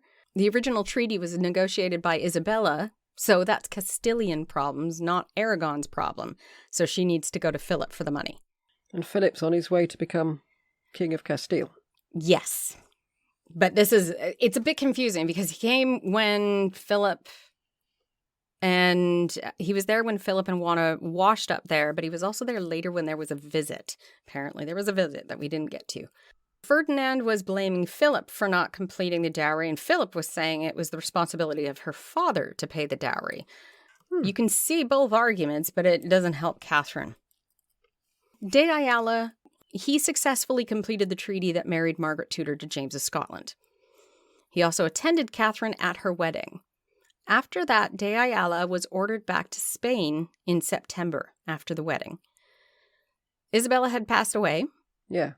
And Ferdinand wanted him back. He said he needed him with him. I don't know what the relationship is between him and Ferdinand. I do know that he is fiercely loyal to Ferdinand later. But it implies that they had a relationship prior to him coming to Scotland in the first place. The fact that Ferdinand had wanted him back in court to be his advisor. So it's nothing to do with the feud between De Ayala and De Puebla. No. De Puebla never won that argument. Ayala was only brought back because he wanted him there, not because he didn't like what he was doing. I bet De Puebla is quite pleased to see him go, though. He might not be pleased with the fact that Henry appointed De Ayala as Archdeacon of London and the Prebendary of Caddington Minor as a parting gift. No, I don't suppose he would. He just got 2 sinecure incomes, Archdeacon of London, just because Henry liked him. De Puebla was never given a sinecure. It's odd to give someone a job just as they're leaving the country, but there we go. Yes, but there's another one of those times where a monarch gives you an income when you're leaving so that you can also act for them in that court. I suppose giving you a sinecure is you're saying, no, I'm not bribing him. I'm just paying him what he deserves because of this job. Yes. Yes. I see how it works. Okay. Yes. We lose track of him a bit here. We know he was in Flanders, and you mentioned that in the Maximilian episode. Apparently, it was regretted that they moved him there because they started losing control of England. If you remember, Ferdinand and Henry VII were not getting along at this point, and Ferdinand thought that De Ayala was actually a better placement there. Henry was doing all sorts of sneaky bits, saying to Ferdinand, it's okay, the wedding's still on, and then saying something different to somebody else and something different to Philip. Yes, and arranging a marriage with the French daughter, and then also a French princess and possibly Juana and Philip's daughter. All over the place. De Ayala again successfully ingratiated himself and became the resident ambassador with Emperor Maximilian at Bruges. I think Maximilian would like him. Sure sounds like it. He'll join you in anything. De Ayala was able to revisit England when he was with Philip and Juana during their visit, though he did return to Spain and was then added to King Philip's court. So this is 1505. Isabella has passed away and Castile and Aragon have split. Henry has given him that sinecure and was trying to get the dowry and everything figured out. To further complicate the situation, King Philip and Queen Juana had their own separate factions at court that fought each other. If you remember, Juana is now basically imprisoned. King Philip hasn't died yet, but he is trying to become full king of Spain, fighting against Juana's faction and fighting against Ferdinand's faction. Yep. Henry's trying to negotiate through this minefield to get more of the dowry for Catherine, and he turns to De Ayala. He provided him additional funds, and the livings that were mentioned earlier were increased. Unfortunately for Henry, De Ayala was fully loyal to Ferdinand. There was no question of him ever being on Philip's side, which is another reason why I think that maybe they were friends before De Ayala went to Scotland.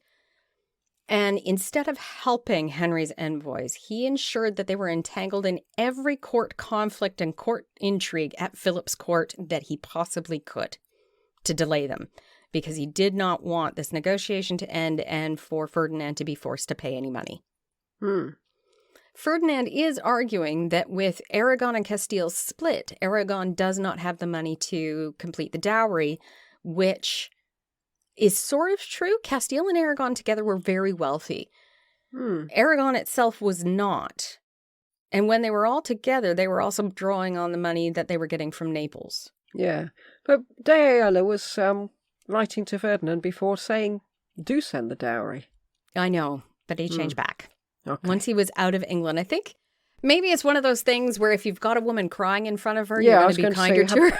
You happen to look at her sad little face. Yes. Seeing her getting thinner and thinner. Yes, and raggedy as her clothing apparently was becoming tattered. For Catherine, this further delayed her marriage to Prince Henry, so he's actually working against poor Catherine. Everybody was working against poor Catherine. If Ferdinand could not be convinced to act on behalf of his daughter and provide the dowry, and the Castile faction was deterred, her dowry would never be paid. Ferdinand's already saying, I don't have the money, and now Philip is trying to keep it so Philip can't give the money to Henry, because then Henry and Philip may create a diplomatic alliance against Ferdinand. Right. Okay. Even though he's getting paid by Henry, he is not helping him. He's going fully against him. No. We can see at some point while in England, De Ayala had met Prince Henry VIII and had made a good impression on him. In 1509, he actually wrote specifically to De Ayala and to Ferdinand, because Philip is gone now, asking him to return to England to become the resident ambassador. Is De Puebla still there? I don't know. Yeah. I am not sure. There's a couple of different ambassadors that have gone through here. No, De Puebla passed away, and it was... I can't remember the name of the other guy. But the other guy enraged Henry VII so much in his last days that he was told that he would never be seen again. I'm trying to remember what ambassador that was. Oh, Lopez de Mendoza. De Puebla had left due to illness and age. I don't know what happened to De Puebla because that's his episode. We'll go back to 1509. Henry is trying to get De Ayala back. Ferdinand replied on behalf of De Ayala, explaining that he was too sick to travel. And that was the only reason he was not chosen to go back as the resident Spanish ambassador. And De Ayala obviously was sick because he passed away 2 years later, although we're not sure of what, but he did pass away in bed. If that was 2 years later, it wasn't necessarily particularly ill. No, but it could have been... Yeah, it could have been a long one. It is mentioned that he was sick with the disease that took his life. Right. So whatever it was, God, it could be anything. Syphilis. I didn't say that. I don't know, gout or anything. We don't have a lot of detail of him when he wasn't an ambassador, so unfortunately we don't have anything telling us. It won't be the only bishop with syphilis, I wouldn't think. No. But yes, we do know that that was the end of his diplomacy because he's now passed away, even though he was still with Ferdinand was very fond of him up until the day he died. And it appears that Henry was as well. So it's a little scattered because we've got chunks of him and then chunks where it's missing. But yeah, quite a riot. Yes. It's good he's got De Puebla as a foil, really, for the story, at least. Yes. Not for poor De Puebla, but it certainly makes a better story. Otherwise, it would have just been normal diplomacy. Yes. Yes. Before we rate him, I actually love the fact that we have many of his own words, and I wanted to include some of them because we have the state papers and his personal letters in a few cases. De Ayala declared in a letter to Ferdinand and Isabella regarding King Henry, "The king looks old for his years, but young for the sorrowful life he has led." This is after he's lost his wife and his eldest son. In another letter, he revealed although Henry had many qualities that would have rendered him great, he had but one characteristic which spoilt all the rest. That is his love of money. He later remarks, "The King of England is less rich than generally said. He likes to be thought very rich because such a belief is advantageous to him in many respects. The king himself said to me that it is his intention to keep his subjects low because riches would only make them haughty." Yes, I remember that quote. So now we know that, yes, it was Henry's idea for some of those Empson and Dudley issues. Empson and Dudley are also mentioned. Oh. The activities of these two men were known throughout the court, as Don Pedro de Ayala reported to Ferdinand and Isabella that Henry's servants had, quote, "a wonderful dexterity in getting a hold of other people's money," end quote. Well, that's certainly true. Yes. And then, of course, we can also tie him to John Cabot. As the ambassador of the Catholic king at the court of Henry VII, Pedro de Ayala, and that's how he wrote it. He's the ambassador of the Catholic king at the court of Henry VII. In his letter, that's how he titles himself. Wrote about John Cabot on July 25th, 1498. Oh, my birthday. Is it? Oh, cool. But the discoverer is another Genoese who has lived in Seville and Lisbon trying to find some help for realizing this discovery. So yes, we do have some of his own words that come through. It was very fun to learn about him. I mean, some of it was cringeworthy, but from a distance, it's hilarious.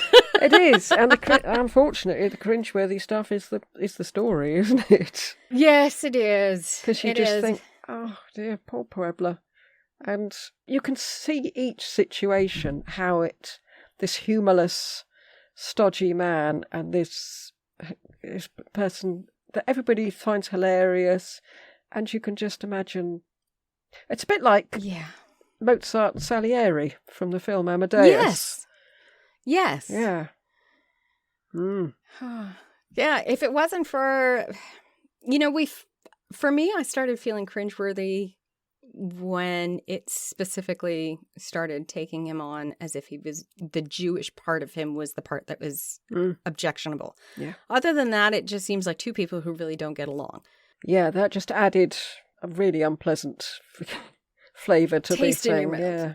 Yeah, but if we're going to look at it from the other side, apparently De Puebla was even worse. Right. Okay. Well, I feel sorry for him at the moment, but when we do him, perhaps I shall change completely. I don't think I could ever feel sorry for De Ayala. It sounds like he was having a riotous time. No, I don't feel sorry bad for choice him. of words. It doesn't matter because he got people to pay for the damages. Yes, somebody else always did. Yeah.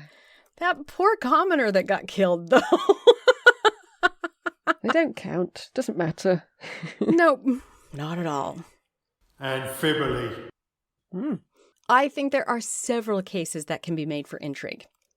He found a way to ingratiate himself with every influential person he came across. Diplomats, monarchs, noblemen, you name it. And everybody liked him, which meant he could get away with things. I mean, he raided England, and there are a few hints that he kept quite a bit of the booty that he found. Did he kill anybody? Found, yes. Found in other people's houses. I don't know. It doesn't mention it, but if he got booty, you were only able to keep that if you were part of the fighting force, I thought. It's not good, anyway. No. I can't state that he did keep the booty as a fact. I found no mention of an inventory or confirmation, so we can take that with a grain of salt. But we do know he was there. We do know that he joined in on the raid. Is that intrigue, or is that just somebody saying, well, you going to do what? Oh, yeah, that sounds like fun. Count me in. The reason I'm counting that as intrigue is because he got away with it when he got to Henry's court. Mm. How did he do that? Yeah, I raided your country and Yes. killed possibly your people and stole their money. Yes. Yeah. Yes. But he managed to convince Henry that it was not quite true. Mm. And for me, lying is intrigue. Mm. Yeah. He managed to become an ambassador to England without official papers or any actual permission from his own monarchs. And he was there for a very long time. Yeah, the intrigue bit with him seems a bit odd because he just seems so open, doesn't he? He just Yes. says, yeah, that's what I've done. Yeah. So shoot me. Yeah. And yet people So- like him. Yes, intrigue, I feel, happens in darkened corridors, but it doesn't with him. It happens over the dinner table and Drinks over the and gambling dice. table. Yeah. Yeah. Mm. Ferdinand and Isabella knew he was in England, and even with de Puebla trying everything he could to get rid of De Ayala was allowed to stay. Mm. That's intrigue, I think. Yeah. I mean, it's massive, really, isn't it? I mean, Yes. he's getting away constantly with things he really oughtn't to be doing. Yeah, like murder. Mm. That was the chaplain. Well, in that case, it was Merely the an chaplain. accessory. But if he Yes. killed anybody on a raid, Yeah. and he was constantly brawling and drinking, and he was supposed to be a bishop. We've done the Pope. We're immune to that sort of thing now. Yes, we really are, aren't we? I'm going to go for a 7, I think. Okay, Just because it doesn't seem... it's not behind closed doors. I like my intrigue to be clandestine, I think. And he's just upfront about everything. See, and I was thinking a 9 because he's done his intrigue in full view of absolutely everybody, with everybody knowing what he was doing, and he still gets away with it somehow. He does. And I think that's actually Yeah. more impressive than if you did something behind closed doors and nobody figured out about it. Mm. All right, 8. 8. Oh, okay. I'm easily convinced, I think. That's 17 from Fibily. Yeah. Anti-peristasis. Well, he sort of went up because he took on jobs that weren't actually his, I His. suppose. You could say that he soared. He began as a member of an influential family, though Don is an honorific for him. It's not actually a title, and he has no lands as a younger son. He has a family allowance as a younger son, but no lands himself. Through his diplomacy and court dealings, he became a papal prothonotary, Mm-hmm. the Bishop of the Canary Islands, Prebendary of Caddington Minor, Archdeacon of London. So he had quite comfortable living for himself by the end of this. He was well liked by James, by Henry, by Ferdinand.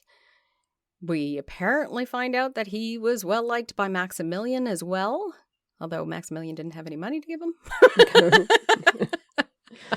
No, but I can see those two together, yeah. He has influence with so many heads of state Mm. that like him and want to spend time with him. So while he doesn't have a ton of money, like he's obviously wealthy, but how many people have influence with that many monarchs? Mm. I'm not quite sure how to rate this, though. Mm. Hmm. Yeah. We're used to someone having one position in life Yes. and changing. So you go from an earl to a duke, or a duke to a commoner, or Yeah. something like that. You're going up and down a set pattern. Yeah. Whereas this is a bit different. This is very different. It still feels like an increase, but it's not measurable in any way in No. monetary. I'm going to go with a 6. I think it's worth... Yeah. Okay. I'm actually going to go for a 7 because even in his older years, Henry VIII asked for him to come back as a resident ambassador. And I didn't find many people that were, after they had retired from a country, requested to come back again. So his influence was really high on a monarch that he was never supposed to be an ambassador to. Martyrdom. I have nothing. I was going to say, I'm not great, I wouldn't have thought. Unless you want to take into account the possible danger he was in by joining in the raids just to endear himself to James. I suppose he wrote to Ferdinand pleading Catherine's case, but then a bit later, he seems to have dropped her. Yes. So I would say win some, lose some with that one. Yes. I don't think I'm going to give him anything, because going on a raid, that's not martyrdom. No. Quite the opposite. It might be dangerous, but he was doing it for a laugh. Yes. Nothing. I agree. Nothing from me. I've got a 0 too, so 0 for martyrdom. B-team. This would have an effect, maybe not now, but he was critical in negotiating a peace treaty between Scotland and England. And while the peace did not last centuries, I'm sure people close to the border appreciated the peace that they had for the years that they weren't at battle. Yeah, especially after De Ayala had moved to London. Got a bit of peace from him coming over and raiding them. Yes. Well, I was thinking he's quoted in lots of history books. He is. Him and De Puebla. Yes. I mean, that's a team, really, isn't it? Yes, it is. In fact, yeah, now that you're saying it, we've got quite a bit of his state papers still, and they are quoted for a variety of the negotiations. And he was in every single Henry VII book we read. Yeah. I don't think it can be huge, because Betim is partly House people. Well, people have heard of him, and most people will have heard of him, I don't think. So I think I'll go unless you're a scholar of this era. Yes. I think I'll go... He's really difficult to rate, because he doesn't seem to fit into these categories. Not properly. Quite the way somebody else would, yeah. I agree. He's not famous. Nope. I'll go with the 5. 5? I'm not sure You're that's a bit higher too... than... Yeah, I was about to say, I'm not sure that's a bit too generous, but... I was giving him a 3. Partly because a lot of the population of Northern England might not exist if they had continued that battles with Scotland. Yeah, I'll go with a 4. A 4? Okay, Yeah. so that's a 7 for Betim. Flaunt a bleeding flaunt. Anything? Nothing. We have no Nothing. pictures. If you do a Google of Pedro De Ayala, plenty of pictures will come up. But that's because there are a number of Pedro Lopez de Ayala that were influential. It was an influential family. So even if you do diplomat Pedro de Ayala, you'll get the 16th century diplomat from 1670-something to 1700s. You won't actually get him. And you can tell because of the clothing that it's not the same Well, it's man. very different, yeah. Or you'll get the guy from the 1300s, and it's an etched sketch of him, which apparently is like a great-great-grandfather of his or something. Because, again, they were an influential family. But no, sorry. Nothing? Okay, Nope. Nothing? 0. 0. That's a 0. So we got a total of 37. Oh, my gosh, he beat Maximilian by 1. Did he? Yes, he did. Oh, poor Maximilian. You can't even win that. Bless him. Oh. Oh, the final question, though. Are they too delicious, or what? I don't think so. He's a good laugh. Really? He's a good laugh, but he's not too delicious material, I don't think. Go on, then you think he is? I think he is, but that's because I spent so much time laughing reading about him. Like, I spent a long time laughing. If you want to giggle a lot when you're doing research Pedro de Ayala. Yeah, or Maximilian. Yeah. The stories of chairs being thrown through windows during a party. Like, it was just, it's ridiculous. It sounds like a frat party nonstop. And when I say frat party, if you don't know what I mean, I'm talking about U.S. fraternities. It's a almost like a private club at a university that you have to apply to get into, and there's hazing, but then they have a lot of parties throughout the year. Yeah. And that's basically what most of us know them for, is the parties. What, you think yes? Yeah. For what? For what reason, apart from the fact he made you laugh? Just that. We've got somebody that wasn't so serious, didn't seem to take life seriously, Yeah. and yet succeeded. And I found no evidence of cruelty in him whatsoever that made me think... He was cruel to De Puebla. Well, yeah, I meant cruelty like to animals and, Well, I have here a replica. Oh, what's that one? That's not the one. Use that one. Henry VIII. I think it's a groat. Cool. I can toss it if you like. Okay, is there heads and tails? Yeah, there's Henry on one side and there's his shield on the other. Okay. And you can see someone's done a bit of clipping there. But it's only a replica, so they've done replica clipping. That's hilarious. Okay. You gonna call? Shield. Oh. Oh? He's Tudorlicious. Oh, yeah! That's cool. Pedro De Ayala, you are Tudorlicious. Well, we still don't know what we're doing with these people at the end, but it's going to be quite interesting. I have a feeling he's going to get away with a lot. Pitting him against Margaret Beaufort. Oh, man. At least they gamble together and drink. That's true. Yeah, what am I saying? She's just best buddies. It's probably her saying to Henry, no, keep him on. I like him. He just gave me a bunch of money. Better than that miserable old so-and-so that we've been stuck with all this time. Oh, that's so cool. God, we haven't had any Tudorliciouses for ages, and now we've had about 3 in a row, I think. Louis did not get it. So we had the Cornish Louis, Rebellion, not Louis. No. Maximilian, even though we spent the entire time saying, oh, bless him. Yes. And Pedro De Ayala. Bless him, he's rubbish. Okay, pull my next one. Oh, your next one.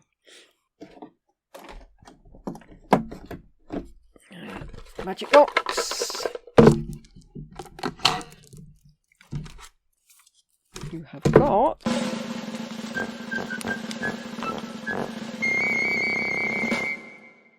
about time we had one of them. Oh. Thomas Stanley, 1st Earl of Derby. Ooh. Nice. That is the husband of Lady Margaret Beaufort. Yeah. So, yeah, excellent. That'd be interesting. Good. That's the one that she decided to become a nun, wasn't it? She did the vow of chastity. The poor man. Well, he agreed to it, so maybe he was thinking... Yes, he did. He did agree I'm not that interested anymore, frankly. So that is the end of our episode on De Ayala. We hope you've enjoyed it, and will join us for our next episode on... Ferdinand, I presume. of Aragon. Unless we got a special episode. We might have a cameo episode in between that, but... Yep. Thank you for listening. You can find the details of the podcast and contact us on... Tudoriferous.wordpress.com. Email tudoriferous@gmail.com. We're on Podbean and all the usual platforms. Also Facebook and Twitter and Instagram. And if you would like to join us on Patreon, please do. Yep, we've got quite a lot of episodes now. Mm-hmm. In the meantime, the eyes are the window of the soul. There is nothing so confining as the prisons of our own perceptions. Goodbye. Goodbye.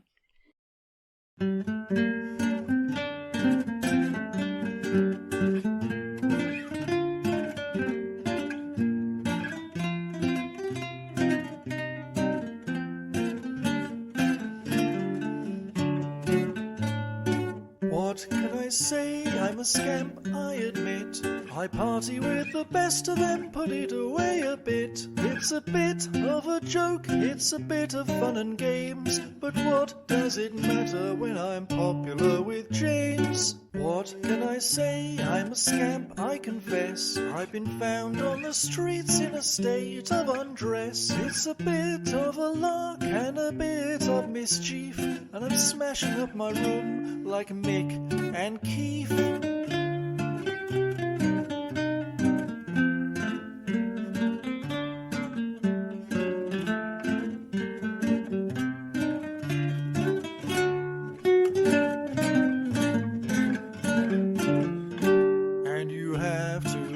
Yourself this question, my lady. Don't you need someone who puts people at their ease? You know I'm just a giver, risking sclerosis of the liver, but I'm happy to do it if that's what my queen may please. Would you rather I was as boring as De Puebla, turning up for dinner and looking like a tramp? I give him his due, 'cause he's just a lousy Jew. But none of it matters, I'm just being a scamp.